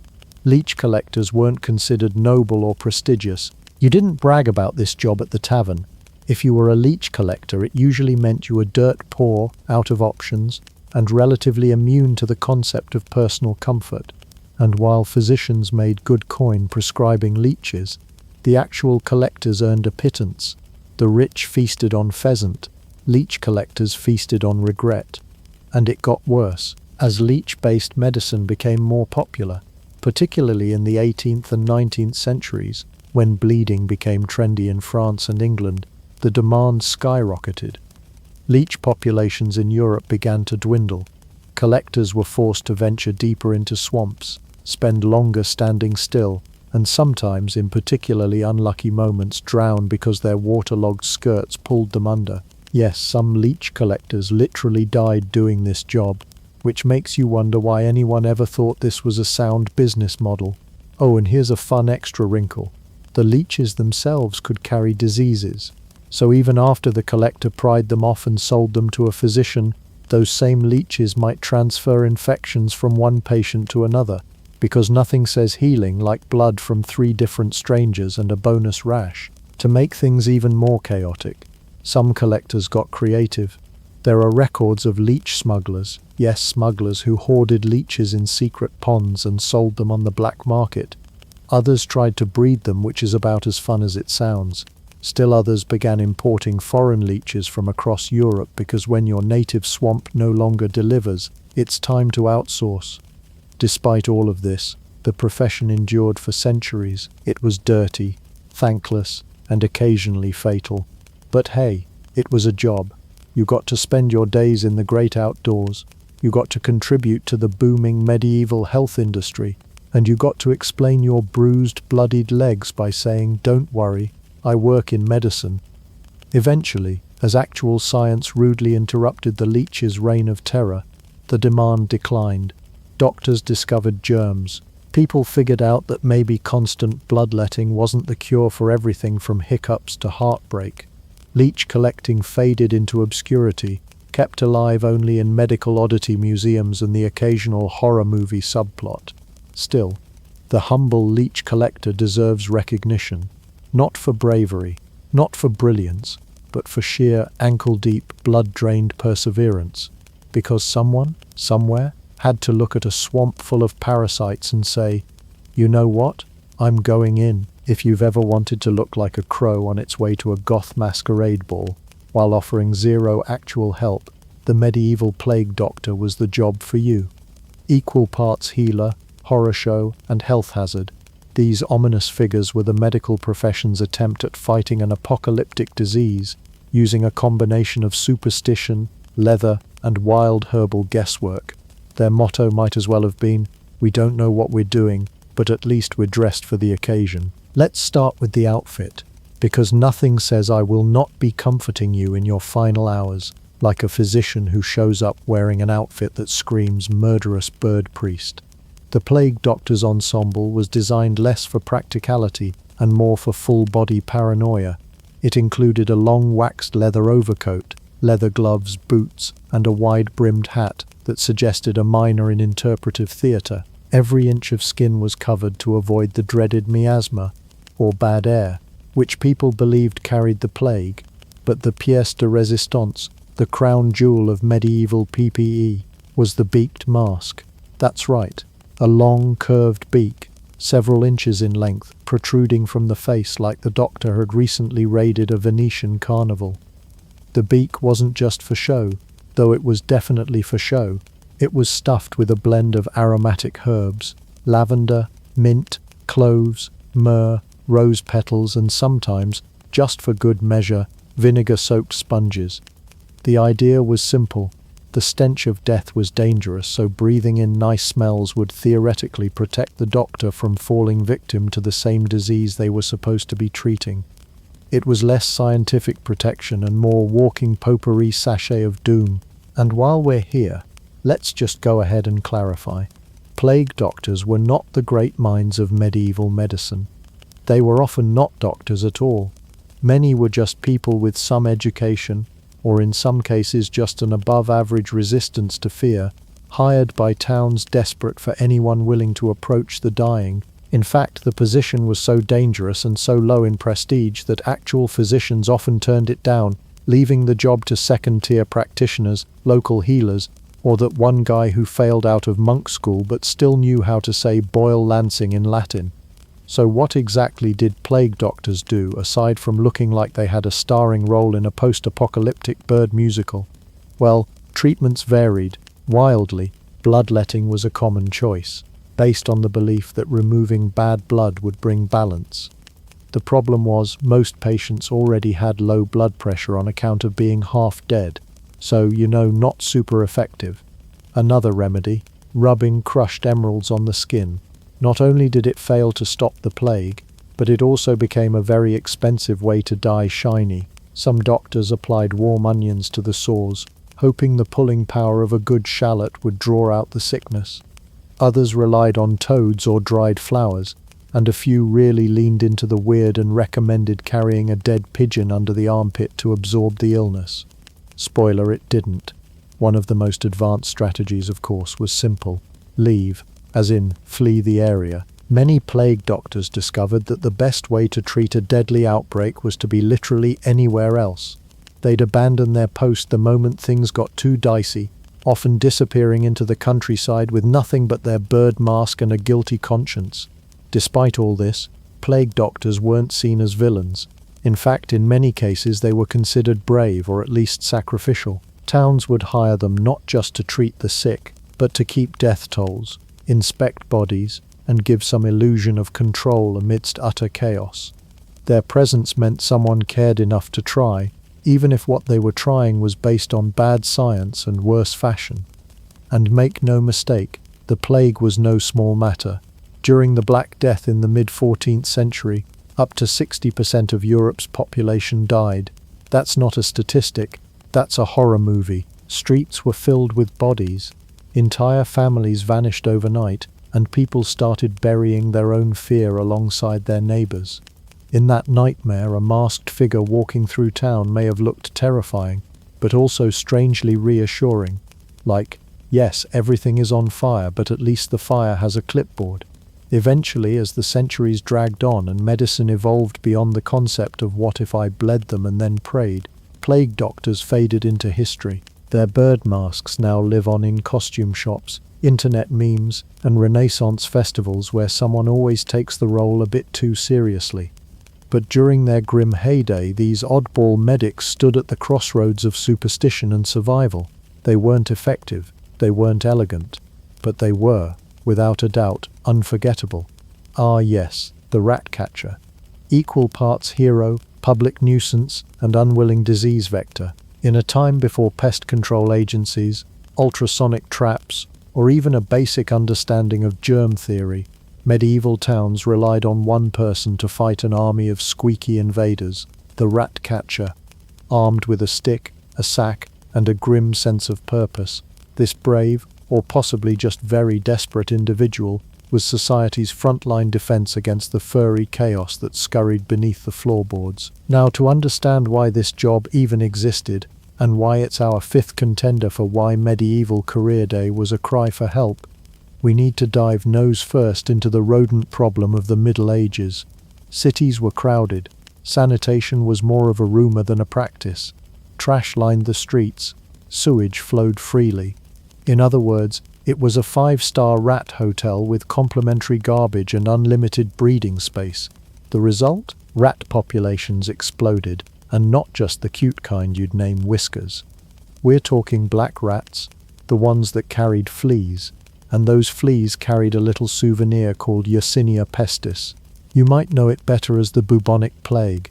Enter the rat catcher, a man, almost always a man, whose job involved chasing rats through alleys, barns, and households, all in the name of public health and personal survival. His tools were charmingly rustic. Some used ferrets who slinked into burrows and flushed out the rats. Others trained small dogs specifically to sniff out and catch rodents. And for the purists, nothing but a heavy stick, a good aim, and maybe a particularly aggressive scream. The rat catcher's workday was less of a schedule and more of a scavenger hunt from hell.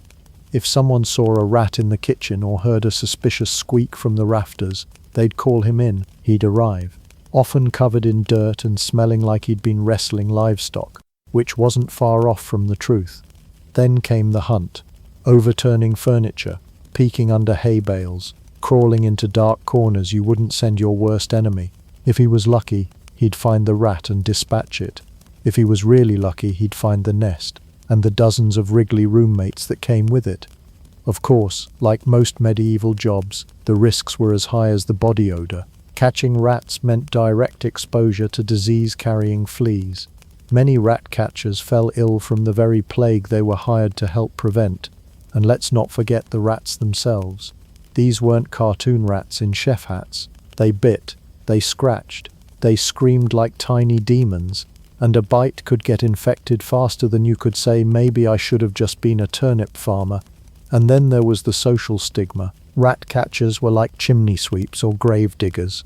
People knew they were necessary, but they didn't exactly invite them over for dinner. You could be elbow deep in heroism, saving a village from infestation, and still have the baker whisper, "Don't touch the bread." In public, you were barely tolerated. In private, folks probably burned the floorboards after you left.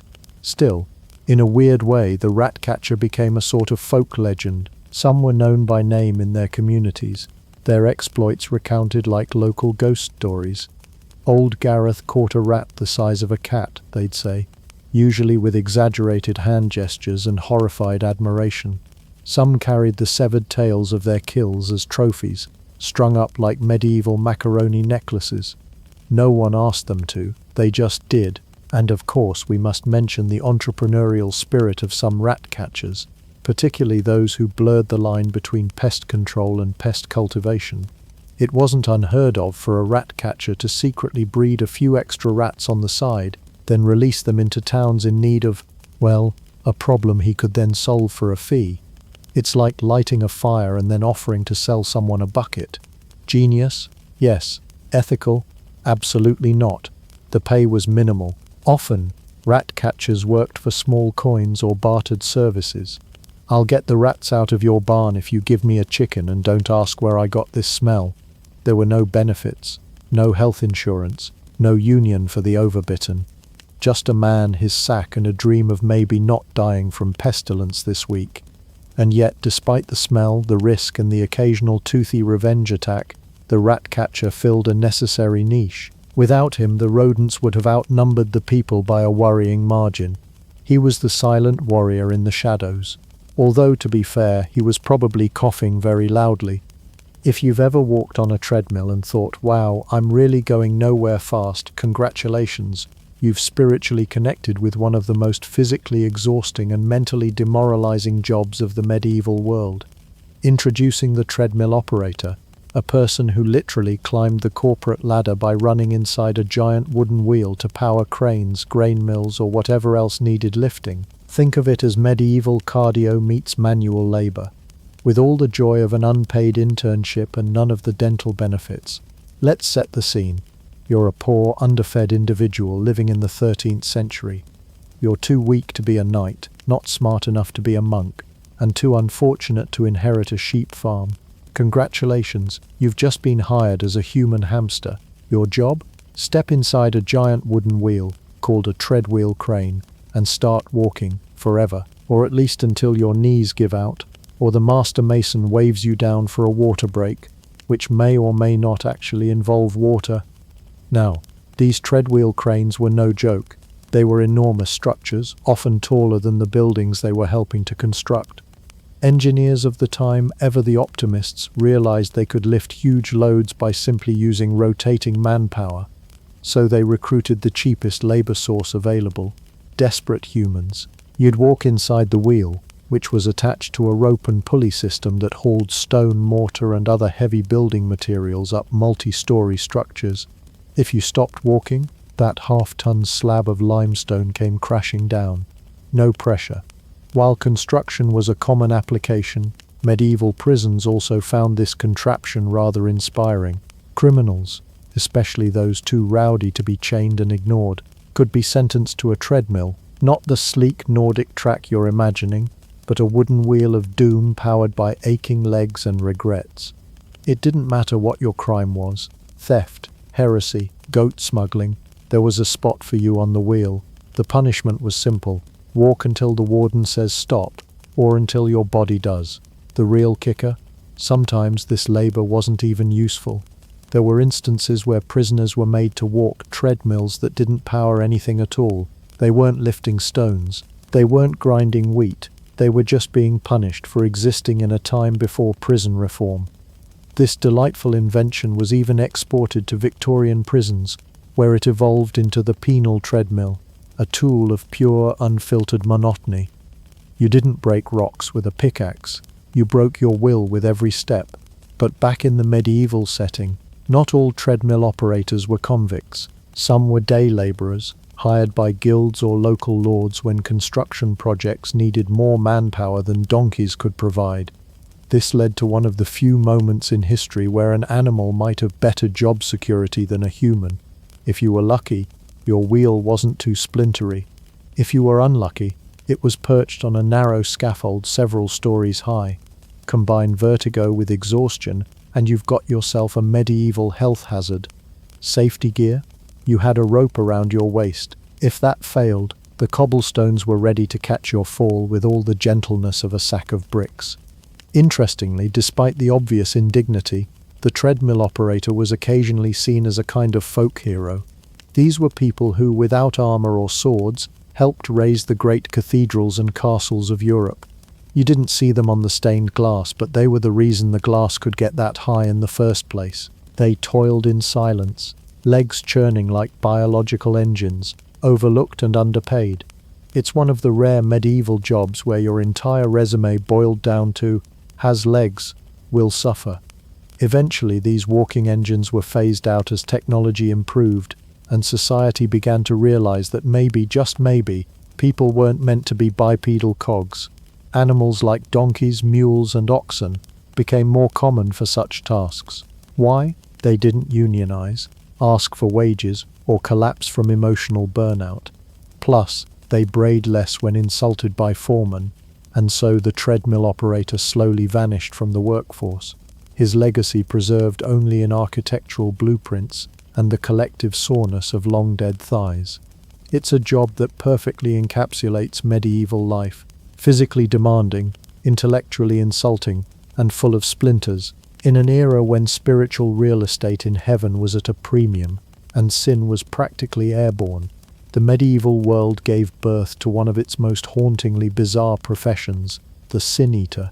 Imagine a man unwashed, unshaven, and paid in crusty bread, whose sole purpose was to chow down on symbolic sins. This was not a quirky village custom. It was a full-on spiritual outsourcing program. Uncle Jeffrey lived a life of theft, adultery, and the occasional goat scandal. No problem. Just call in the sin eater, slap some cold mutton on a plate, and let the poor guy absorb that divine debt, one mouthful at a time.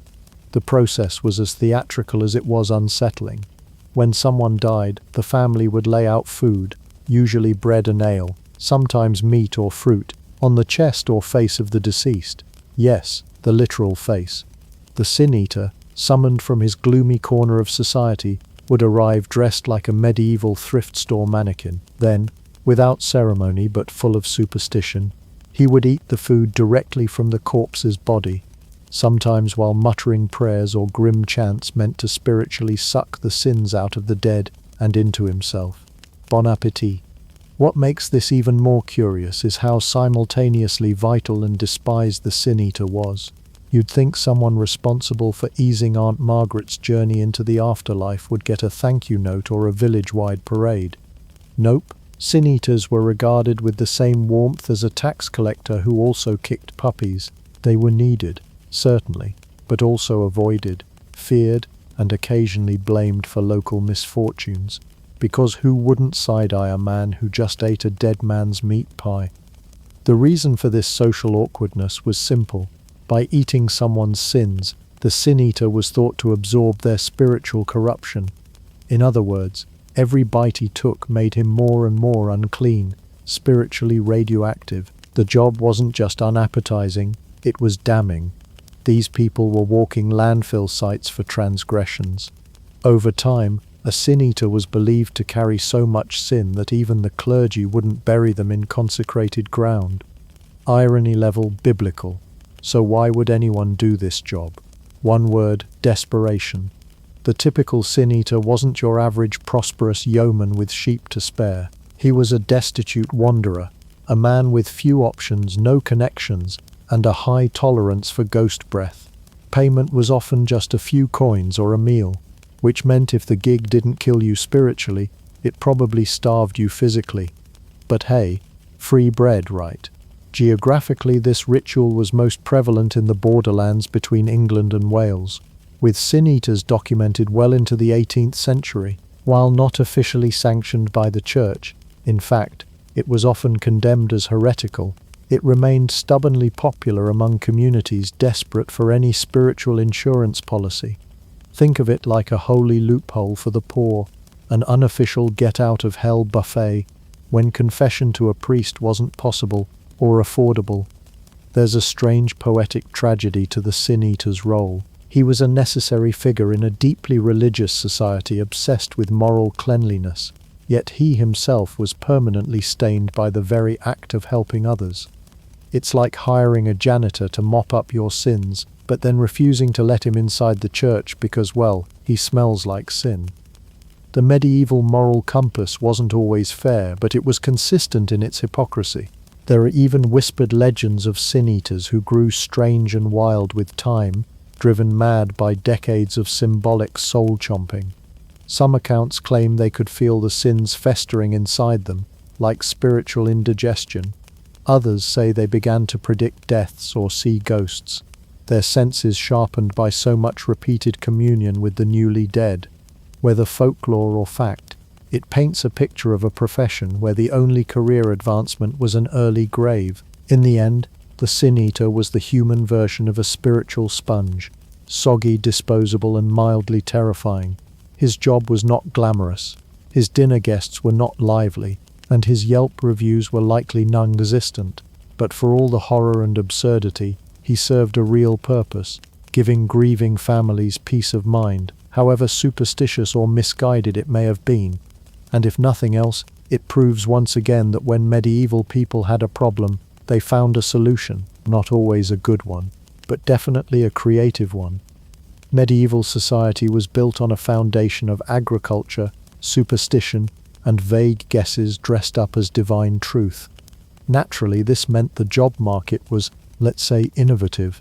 If there was a fear, a bodily function, or a celestial alignment to worry about, someone somewhere got paid barely to deal with it. Whether it was absorbing your sins through pie, or manually powering a bell tower like a human hamster, every bizarre role had its moment in the sun, often followed by a swift descent into obscurity, and maybe tetanus.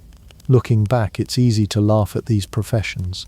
After all, the job title groom of the stool doesn't exactly scream glamour, even if it came with political clout and a front-row seat to royal digestion. But for all their strangeness, these roles were born from the deeply practical and sometimes deeply paranoid needs of the time. Disease? Hire a guy in a beaked mask stuffed with potpourri. Bad harvest? Sacrifice a goat and hire a sin-eater, just in case your crops failed because grandpa took a few too many coins to the grave.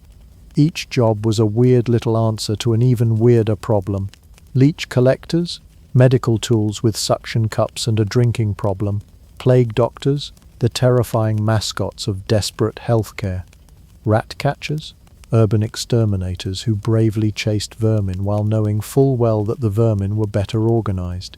Even treadmill operators, who basically invented the fitness industrial complex centuries before Peloton, were pushing literal weight around so that cathedrals could reach toward heaven a few bricks higher. But before we laugh too hard, let's take a quick inventory of our own modern job market. After all, every age has its oddities. The Middle Ages had the sin eater, we have the energy healer for dogs. They had rat catchers, we have people who manage Instagram accounts for parrots. Someone once walked into a swamp with no shoes to harvest leeches for medical use. Today, someone walks into an office with no lunch to optimize SEO for mayonnaise brands. The more things change, the more they just get weirder. And really, that's the beauty of it. Every strange job from the past reflects a society trying to cope with its own mess. The mess changes, but the coping never does. The groom of the stool had to deal with royal bowel movements. Today, someone has to deal with Reddit comment sections. Which is worse? History may never decide. Of course, many of these medieval roles vanished with the rise of science, sanitation, and the general realization that rubbing onions on buboes doesn't do much besides make your death more flavorful. But their legacy lives on, not just in textbooks or museum plaques, but in the spiritual successes that baffle us today. TikTok managers, AI prompt engineers, virtual real estate agents for fake Mars colonies in the metaverse, and lest we forget, professional line standers who will wait at Starbucks for you for a price. So what does the future hold? Well, if history teaches us anything, it's that absurdity is eternal.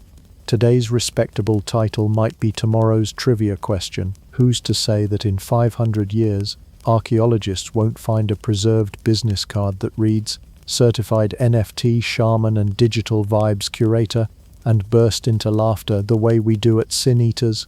In the grand finale of our medieval odd job fair, let's imagine one final booth, a career table for time travelers. Now hiring, dragon smelter, experience preferred, must be fireproof, moat wrangler, good swimmer, willing to wrestle eels, mime executioner, job description unclear, silent but deadly. It's a reminder that what seems bizarre today was once someone's real, necessary, even noble livelihood. And perhaps in a few centuries people will gather around holographic fires to chuckle at what we once considered normal, because if one thing connects the medieval past and the digital present, it's this: people will do just about anything for money, and someone will always be there to laugh about it later.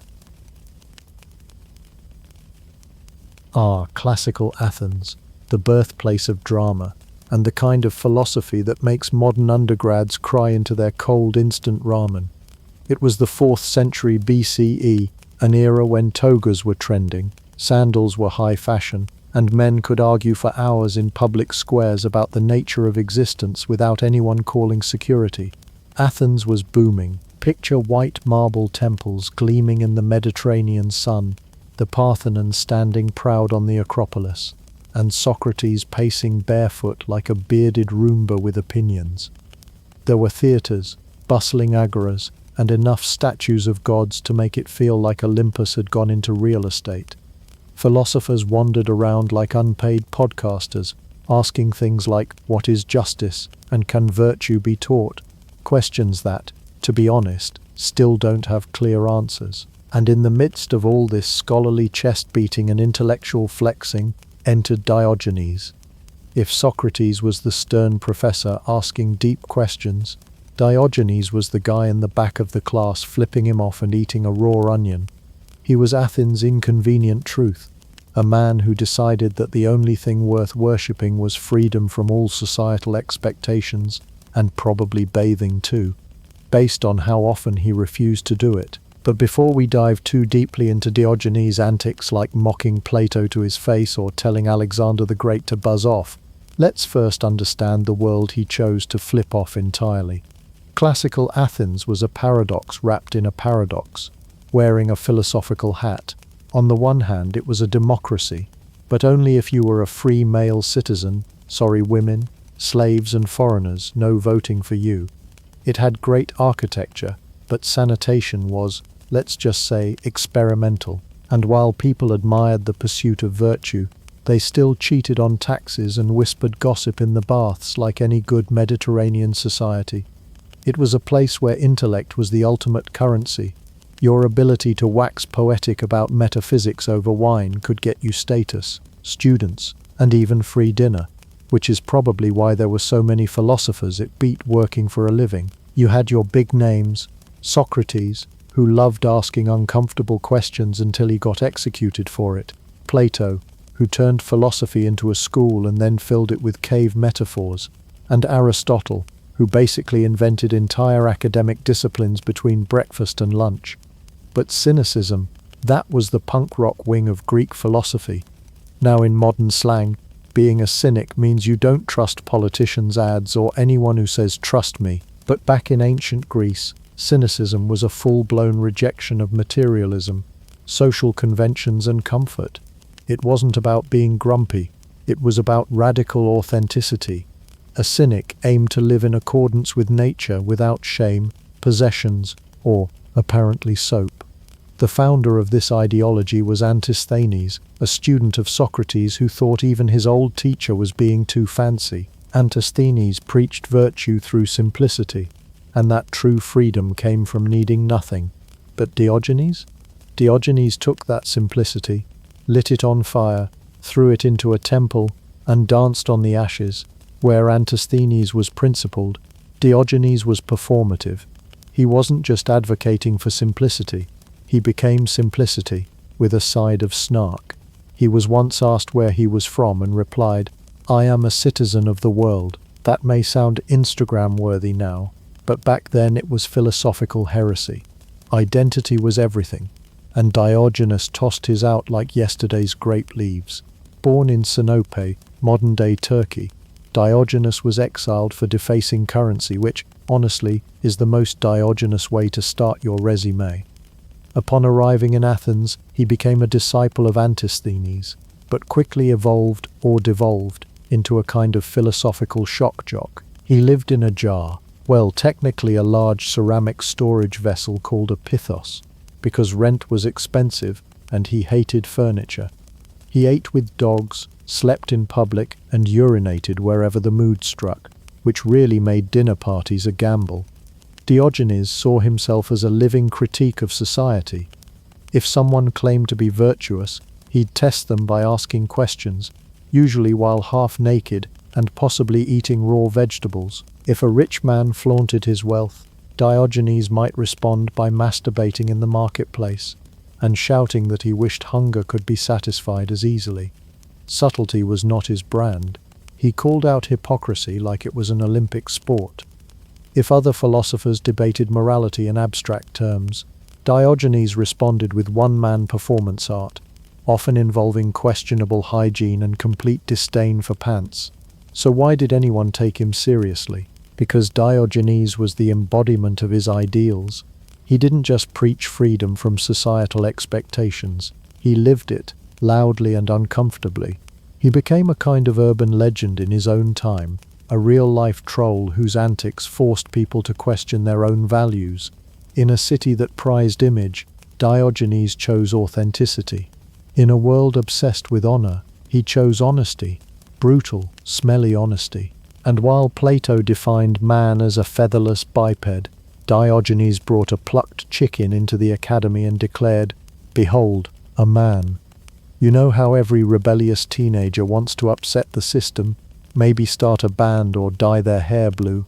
Diogenes took that energy, cranked it up to philosopher, and somehow ended up committing federal-level monetary vandalism. Born around 412 BCE in the city of Sinope, a bustling Greek colony on the southern coast of the Black Sea, Diogenes came from what you'd call respectable stock. His father, Hisaeus, was a banker, a position that, even back then, required trust, financial knowledge, and presumably fewer philosophical rants in the workplace. Young Diogenes grew up around coins, balance sheets, and the steady clink of drachmas. But instead of embracing the family business, he apparently decided that the entire concept of money, along with society's obsession with wealth and status, was one gigantic cosmic joke. This wasn't just teenage angst with a toga. Diogenes took issue with the value system, both literally and philosophically. At some point, whether out of defiance, philosophical epiphany, or sheer contrarian spirit, he started defacing coins. Yes, actual coins. Not like doodling mustaches on dollar bills, but but tampering with the currency itself. Some sources suggest he may have been caught shaving coins, removing small amounts of precious metal, a form of fraud that was deeply illegal and a total buzzkill for economic confidence.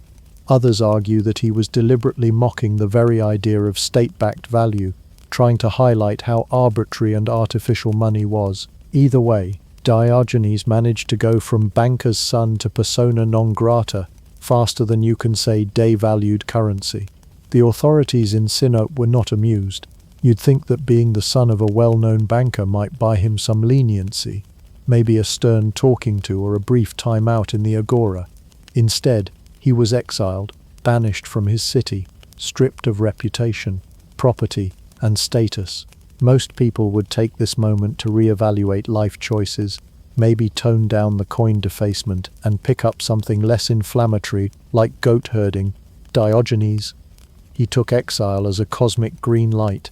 Fleeing to Athens, the intellectual hub of the Greek world, Diogenes arrived like a philosophical grenade, tossed into a room full of Plato's polite dinner parties.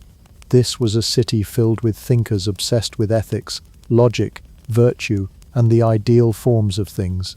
Socrates had already shuffled off his mortal coil a few decades earlier, and Plato was busy writing long dialogues that made everyone sound more eloquent than real people ever are. Into this world walked Diogenes, homeless, barefoot, poor by design, and radiating enough I don't care what you think energy to make modern influencers look shy. Athens was where he would fully embrace a lifestyle that could only be described as feral talk. He began living in a giant ceramic jar, often mistranslated as a barrel, in the marketplace, with no possessions, no home, and definitely no patience for societal norms. But Diogenes wasn't just being edgy for the sake of it. His defacement of coins wasn't about petty vandalism. It was an early version of protest art, a tactile form of philosophy. He believed that conventional values like wealth, power, and status were artificial constructs that corrupted the soul. So he didn't just reject them intellectually, he launched a one-man anti-consumerism campaign with the subtlety of a goat in a pottery shop. In a strange way, his exile became his liberation. Stripped of everything society told him he should want, Diogenes finally had room to build the life he actually wanted, one that spat in the face of hypocrisy, scoffed at pretense, and made other philosophers deeply uncomfortable at social gatherings. The man who had once been part of a respectable banking household was now roaming the streets of Athens with nothing but a cloak, a stick, and a glare that could curdle milk. And as bizarre as it sounds, people began to pay attention. Not everyone liked him, actually, most probably didn't, but they couldn't ignore him. His ideas, shocking behavior, and philosophical street performances, which sometimes included public urination, but we won't dwell on that, forced people to confront the absurdities of their own values. Where Plato built lofty intellectual skyscrapers out of language, Diogenes picked up a metaphorical sledgehammer and went to town on society's foundation. He didn't just talk about rejecting materialism, he lived it, with dirt under his fingernails, scorn in his eyes, and a complete refusal to own even a bowl because, as he famously quipped, he once saw a boy drinking with his hands and realized he didn't need the bowl after all. In short, Diogenes was kicked out of society for challenging the system, then made it his life's work to challenge every system that followed. A failed banker's kid who literally broke the bank, and in doing so rewrote what it meant to be free. In a world where philosophers gathered in marble halls and debated under olive trees, Diogenes decided to do something very different. He moved into a jar. Not a cozy house, not a charming stone cottage. No, a giant ceramic storage vessel, the kind used to store wine, grain, or olive oil. While other thinkers were carefully sculpting their legacies out of words, Diogenes was busy becoming an accidental mascot for anti-consumerism and the ancient world's most aggressive minimalist. This was not a publicity stunt, it was a pointed protest. Imagine strolling through ancient Athens, past statues and sunlit columns, only to trip over a half-naked man climbing out of a jar and yelling about virtue. That man was Diogenes, and his humble jar wasn't just his home, it was a philosophical weapon aimed squarely at society's obsession with wealth, luxury, and status. The man didn't just reject comfort, he actively wrestled it to the ground and mocked it in front of a crowd. For Diogenes, living in a jar was a statement. It said, "I don't need four walls to be free. I don't need silver cups to drink water, and I certainly don't need your judgment, thank you very much." He saw possessions not as conveniences but as chains. And his solution? Ditch everything. If he couldn't carry it, he didn't want it. If it could be stolen, broken, or worshipped, it was beneath him. He reduced his life to the absolute bare essentials: food, water, and whatever philosophical monologue he was brewing that day. Now, just to clarify, this wasn't a cozy little jar tucked into a quiet garden. It was likely a massive pithos, a storage vessel sometimes taller than a grown man, more trash can than townhouse, more ancient shipping crate than studio apartment. But to Diogenes, it was paradise. It had everything he needed: shelter from rain, proximity to the bustling city streets, prime heckling territory, and enough acoustics to yell epigrams at passing rich people, and yell he did. Living in public wasn't a side effect of his lifestyle. It was the entire point. His life was his argument, his presence, his protest. While other philosophers wrote dialogues, Diogenes turned himself into one. People didn't just read his teachings, they witnessed them. He was the living, breathing embodiment of practice what you preach. Except instead of gently teaching moderation, he was often flinging shade at society like a philosophical raccoon with a bone to pick. The man even ditched a perfectly functional cup after seeing a child drink from his hands. "Why do I need this cup?" he supposedly muttered, "when I have these?" He tossed it away, newly liberated. This was Diogenes' style. Observe the world, critique it mercilessly, and then simplify even further. The goal wasn't just to live simply, it was to expose how absurd everyone else's normal looked by comparison. And Diogenes didn't just reject comfort, he rejected shame. Hygiene? Optional. Modesty? Overrated. Public decency? An inconvenience. He believed that humans should live according to nature, not the artificial constructs of society. If a dog could do something without blushing, so could he. He deliberately erased the line between human and animal, not to be crass, but to hammer home his belief that we were all performing for each other, trapped by rules that made no real sense. Some accounts even say that he walked barefoot through snow, ate whatever scraps he found, and curled up in his jar like a philosophical alley cat. But this wasn't suffering for its own sake. It was freedom. It was power. He had nothing, so no one could take anything from him. In a culture obsessed with status, Diogenes became untouchable by refusing to play the game at all.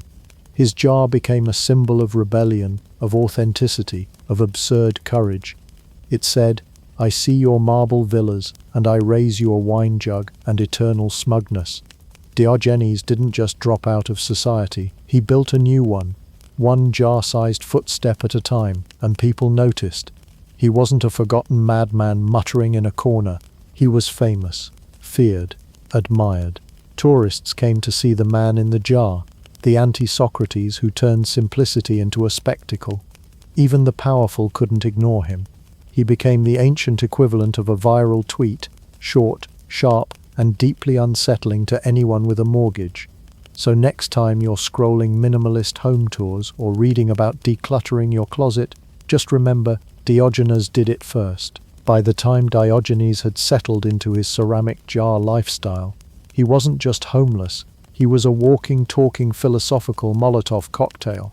Unlike his contemporaries who wore robes and held lectures under fig trees, Diogenes preferred delivering his lectures while eating raw onions, urinating in public, or barking at rich people. He didn't just study philosophy, he lived it with all the subtlety of a dog crashing a dinner party. So what exactly was Diogenes preaching while he howled at society like a rabid sage? The answer lies in the philosophy he helped forge: cynicism. But not the modern kind of cynicism, the kind that leads you to say, "I bet they're lying" during a political debate, or roll your eyes during a wedding speech. No. Ancient cynicism was a radical, gutsy rejection of pretense, luxury, and societal nonsense. Diogenes believed that to be truly free, One must shed all artificial needs and live in accordance with nature. And by nature, he didn't mean a lovely picnic in the countryside. He meant doing what came naturally, even if it meant offending 99.9% of Athens. Self-control, independence, and virtue were the holy trinity of cynicism. Everything else, wealth, status, fancy sandals, was just clutter for the soul. You see, Diogenes wasn't just disgusted by the wealth gap, he was disgusted by the idea of wealth, period. Money, he claimed, was a collective illusion, a shiny distraction that made people forget how to live. So instead of preaching long sermons about renouncing luxury, Diogenes led by shocking example, walking barefoot in snow, begging with flair, and choosing to own exactly 0 things. Unless you count a wooden bowl, which he did own until he saw a child drinking with cupped hands, and realized even the bowl was too much luxury. Bowl tossed, lifestyle upgraded. Shamelessness wasn't a side effect of his philosophy. It was central to it. Diogenes believed that shame was a social invention designed to keep people compliant and fake, so he rid himself of it entirely. If Diogenes wanted to eat in the marketplace, he ate. If he needed to relieve himself and the street was handy, well, it became his lavatory. And if someone challenged him for being indecent, that was an opportunity for him to explain why they were the ones living unnaturally. This gave his teachings an edge of theatre, and his lessons were often performance-based. Once, at a feast, when other guests gorged themselves on exotic delicacies, Diogenes loudly licked the dishes when they were done. When asked what he was doing, he replied, "I'm cleaning them more thoroughly than your souls." You know, classic dinner party banter. Even more infamously, Diogenes would sometimes bark at passers-by to make a point. Not metaphorically, literally bark. He saw dogs as the ultimate cynics. They lived simply, they weren't ashamed of their bodily functions, and they didn't care what you thought of them.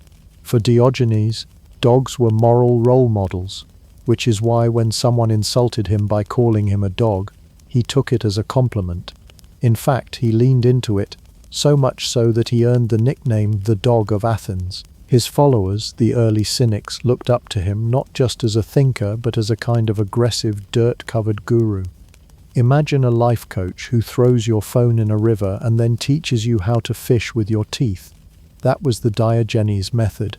He trained his students by putting them through rigorous, often humiliating exercises like begging from statues so they could learn to endure rejection. His classroom didn't have desks. It had sidewalks, taverns, and the occasional confrontation with armed guards. But behind all the shock value was a serious and deeply provocative message. Diogenes believed that true happiness could only come from living in harmony with one's nature, not from impressing society, climbing social ladders, or owning the latest chariot model.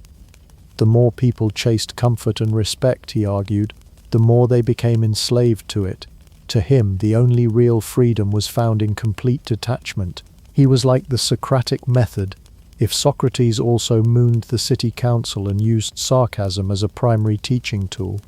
And in that regard, Diogenes wasn't just challenging individuals, he was challenging civilization itself. He was the living embodiment of a philosophical slap in the face, asking all of society, are you free, or just very well behaved? Next up, we'll explore what happened when this shameless philosopher came face to face with the most powerful man on earth. Spoiler, it involves sunlight, a savage one-liner, and possibly the world's first recorded mic drop. In the philosophical playground of ancient Athens, no rivalry was as absurdly delightful or as intellectually savage as the ongoing spat between Diogenes and Plato. Picture it. One man lounging in intellectual splendor within the academy, offering elegant definitions and sipping diluted wine, while the other burst in, sunburned and brandishing a chicken as a weapon of ideological warfare. This was not just a disagreement between philosophers, it was an ancient Greek roast battle. Plato, the polished pupil of Socrates, represented everything Diogenes found insufferably pretentious. Where Plato saw ideals, Diogenes saw illusions. Where Plato built abstract theories, Diogenes built makeshift beds out of garbage. If Plato was the philosopher king of the ivory tower, Diogenes was the heckler in the alley behind it, shouting, scratching, and possibly relieving himself during your lecture on metaphysics. Let's start with the chicken. It may go down as one of the weirdest mic drop moments in philosophy's long and weird history. Plato had famously defined man as a featherless biped, a creature walking on two legs without feathers. It sounds logical enough, at least until Diogenes wandered into Plato's academy, holding a plucked chicken and yelled, "Behold, a man!" With that one gesture, he tore Plato's neat little definition into tiny, poultry-feathered shreds. The academy had to revise the definition, by the way, to include with broad nails. Diogenes 1, Plato 0. This wasn't a one-time trolling incident. Diogenes regularly targeted Plato for his lofty ideas, considering them not only impractical but damaging. Where Plato concerned himself with the world of forms, idealized perfect versions of everything from chairs to justice, Diogenes thought real life was messy, chaotic, and full of hypocrisy. If Plato philosophized with a harp, Diogenes did so with a kazoo made from recycled fish bones, and somehow it worked. Plato, to his credit, was no intellectual pushover. He once referred to Diogenes as Socrates gone mad, which might be the most backhanded compliment in classical literature. Socrates was Diogenes' idol, but even Socrates had a bath occasionally. Diogenes took Socratic poverty and turned the volume up to feral raccoon. Still, Plato's remark revealed a kind of grudging respect. Diogenes wasn't a fool. He just played one very convincingly in public spaces. Their ideological beef often spilled into public debate. Diogenes delighted in crashing Plato's lectures like a very rude philosophy-themed flash mob. When Plato discussed abstractions like the good, Diogenes would bark at him, interrupt him, or dramatically eat raw onions in the front row, anything to illustrate how useless abstract thought was if it didn't address actual physical everyday living. Diogenes didn't just disagree with Plato's views, he hated the comfort they represented. The academy, with its soft cushions and flowing wine, was in his eyes a luxury cruise for intellectuals detached from reality. While Plato taught that knowledge was virtue, Diogenes taught that most people were too full of nonsense to be virtuous in the first place. He didn't want people to think better, he wanted them to be better, and if that meant humiliating them with poultry, so be it. One apocryphal tale has Diogenes stomping through Plato's house after a lecture, grinding his dirty feet into the plush carpets and saying, "Thus I trample on Plato's vanity." Plato calmly replied, "With what pride you do so, Diogenes." This little exchange sums up their rivalry perfectly. Diogenes rejected pride, but also wore it like a badge. Plato embodied dignity, but wasn't above a witty clapback. Their intellectual collision wasn't just entertainment, it was philosophy in motion. Diogenes reminded people that thought must be tied to action, and that virtue doesn't always wear clean robes. Plato pushed for higher understanding, while Diogenes dragged understanding down into the mud and asked, "Still think it's wise?" They weren't just thinkers, they were a two-man show on the ethics of living, constantly heckling each other from across the agora. In the end, Diogenes never stopped poking Plato's bubble of idealism. He didn't just disagree with him, he lived his disagreement, turning every alleyway and street corner into a stage for anti-Platonic protest. The man in the jar and the man in the academy, two sides of the philosophical coin, with Diogenes probably flipping it just to insult both. For most philosophers, meeting the most powerful man in the known world would have been a career highlight. For Diogenes, it was Tuesday. Let's set the stage. It's the 4th century BCE, and Alexander the Great, young, brash, and fresh off conquering parts of the world your high school geography teacher couldn't pronounce, is making his way through Greece. He's got soldiers, scholars, advisors, and enough ambition. Everyone wants a piece of him. Everyone wants his favor. Everyone except Diogenes. Now, Diogenes was not known for getting dressed up for guests, or for bathing, or for any social niceties, really. He was, however, very much known for giving 0 drachmas about titles, power, or convention. When news arrived that Alexander himself wished to meet him, Diogenes didn't bow, didn't get excited, and certainly didn't prepare a philosophical talk.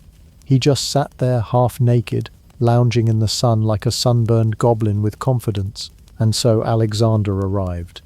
The emperor of most of the world walks up to a man who literally sleeps in a giant pot and eats scraps like a sentient raccoon. His entourage, no doubt, expected reverence, maybe awe. Instead, they got a man who barely lifted an eyebrow. Alexander, clearly trying to be gracious, leaned in and said, "If there is anything I can do for you, ask it." Diogenes looked up, squinted, and gave what may be the sassiest reply in all of history. "Yes, stand out of my sunlight." That was it.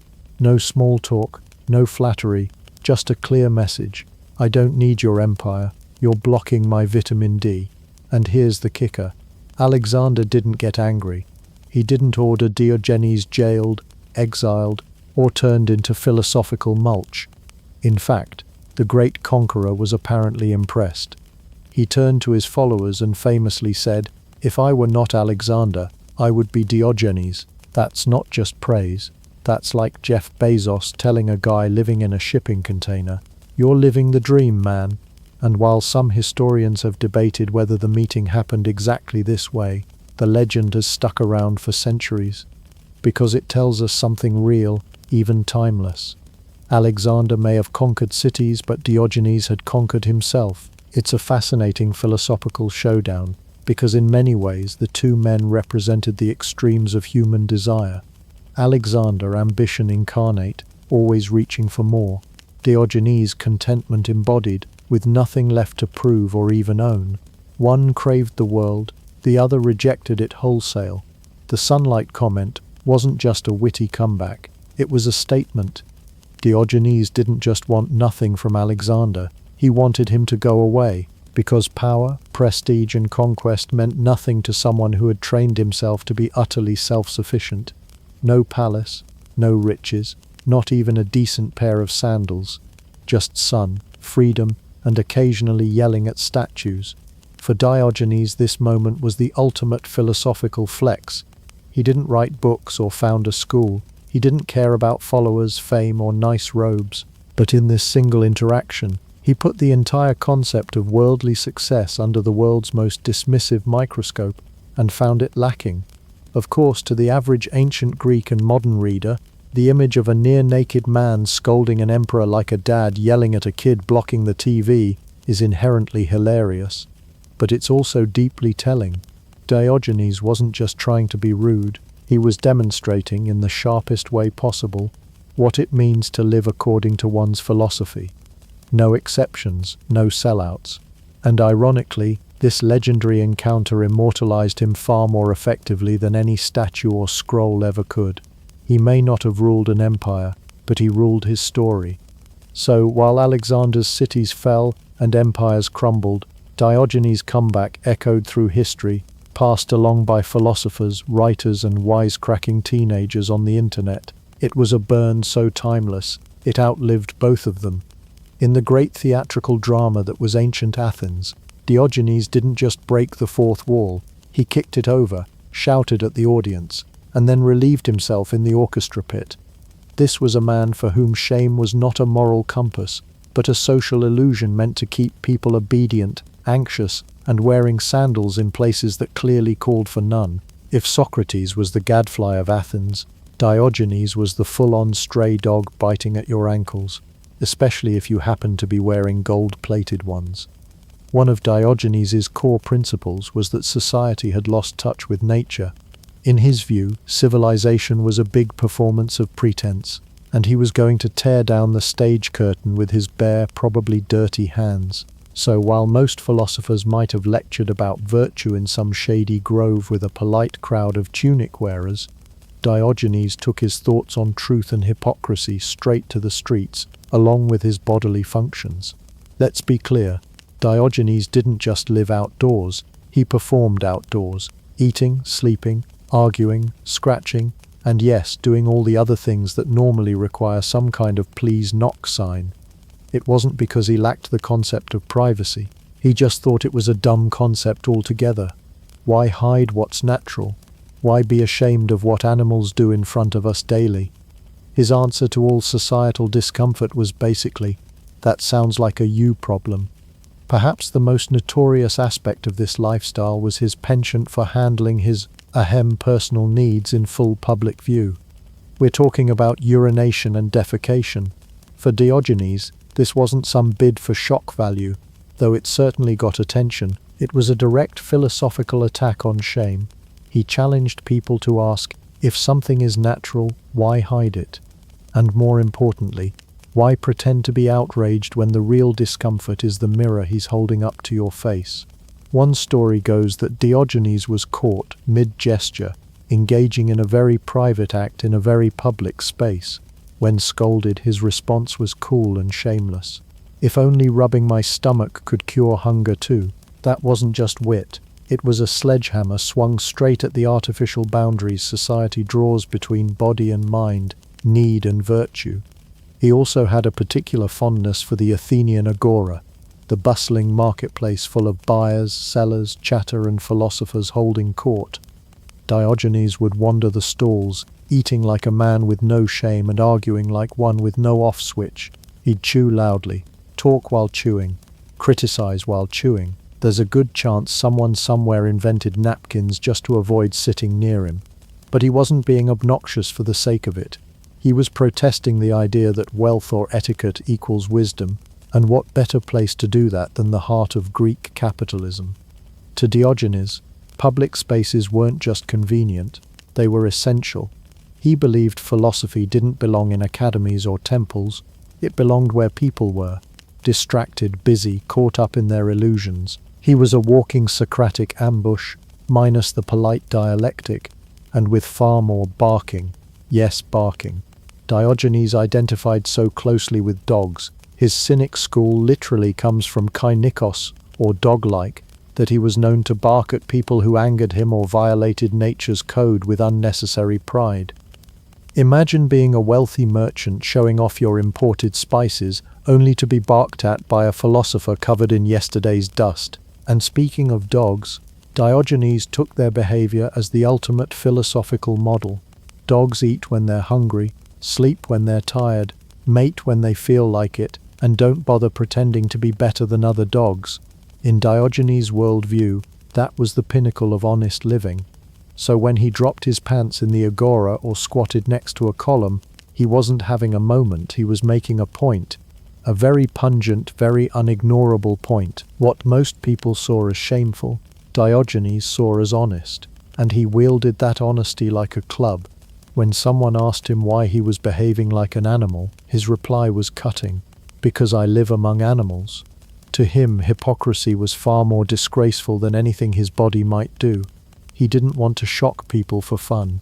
He wanted to remind them that their disgust was the symptom of a sick society.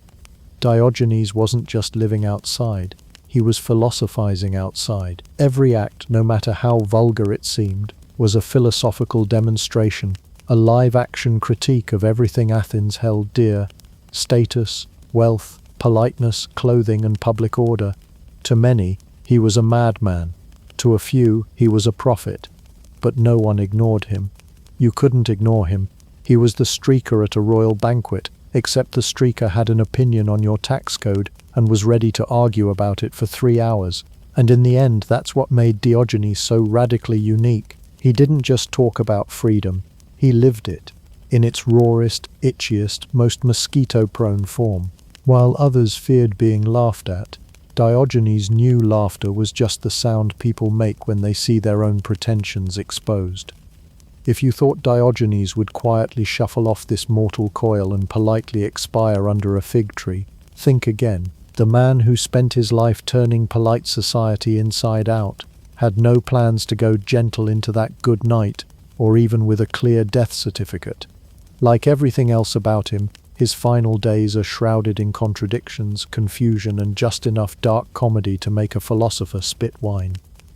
Let's begin with the part no historian can fully agree on. How did Diogenes actually die? Ancient sources offer a buffet of options. One version claims he contracted an illness from eating raw octopus. Another says he died of food poisoning, possibly because refrigeration hadn't been invented. and his standards for street sushi were suspiciously low. A third suggests he succumbed to a dog bite, which would be ironic, considering he spent half his life barking with the dogs and the other half pretending to be one. But perhaps the most Diogenes-like theory is that he simply held his breath and died, out of boredom. No, really, that's an actual version. Imagine being so disgusted with the world's nonsense that you decide no thanks and manually shut yourself off like a grumpy laptop. It's ridiculous. It's implausible. And yet, weirdly, it feels like something he would do. However he died, one thing is clear. He wasn't about to let death interfere with the message he'd spent his whole life shouting at people in the marketplace. While most folks left behind a will, Diogenes left behind a final act of philosophical trolling. His last wish, that his body be tossed outside the city gates and left to be devoured by wild animals. No marble tomb, no urn, no tiny bust on a dusty shelf. Just feed me to the dogs, thanks. To Diogenes, this request wasn't macabre, it was meaningful. He wanted to drive home one last lesson about vanity, ego, and the illusion of human importance. What's a corpse but a pile of meat? Why do people obsess over burial rituals, funerals, and fancy gravestones when the person is already gone? To him it was all for show, pretending we matter more than nature says we do. So his final act was to strip away even that illusion. Of course, the people of Corinth or Athens, depending on which ancient GPS you believe, didn't know what to do with that. Throwing a corpse to the dogs might be philosophically rich, but it's also kind of a sanitation issue. In the end, they went with the exact opposite of his request. They gave him a tomb. Not just any tomb, a monument, a literal pillar with an inscription honoring him and his doggish legacy. Let's pause and appreciate the irony. Diogenes, the man who mocked statues, is now commemorated by one.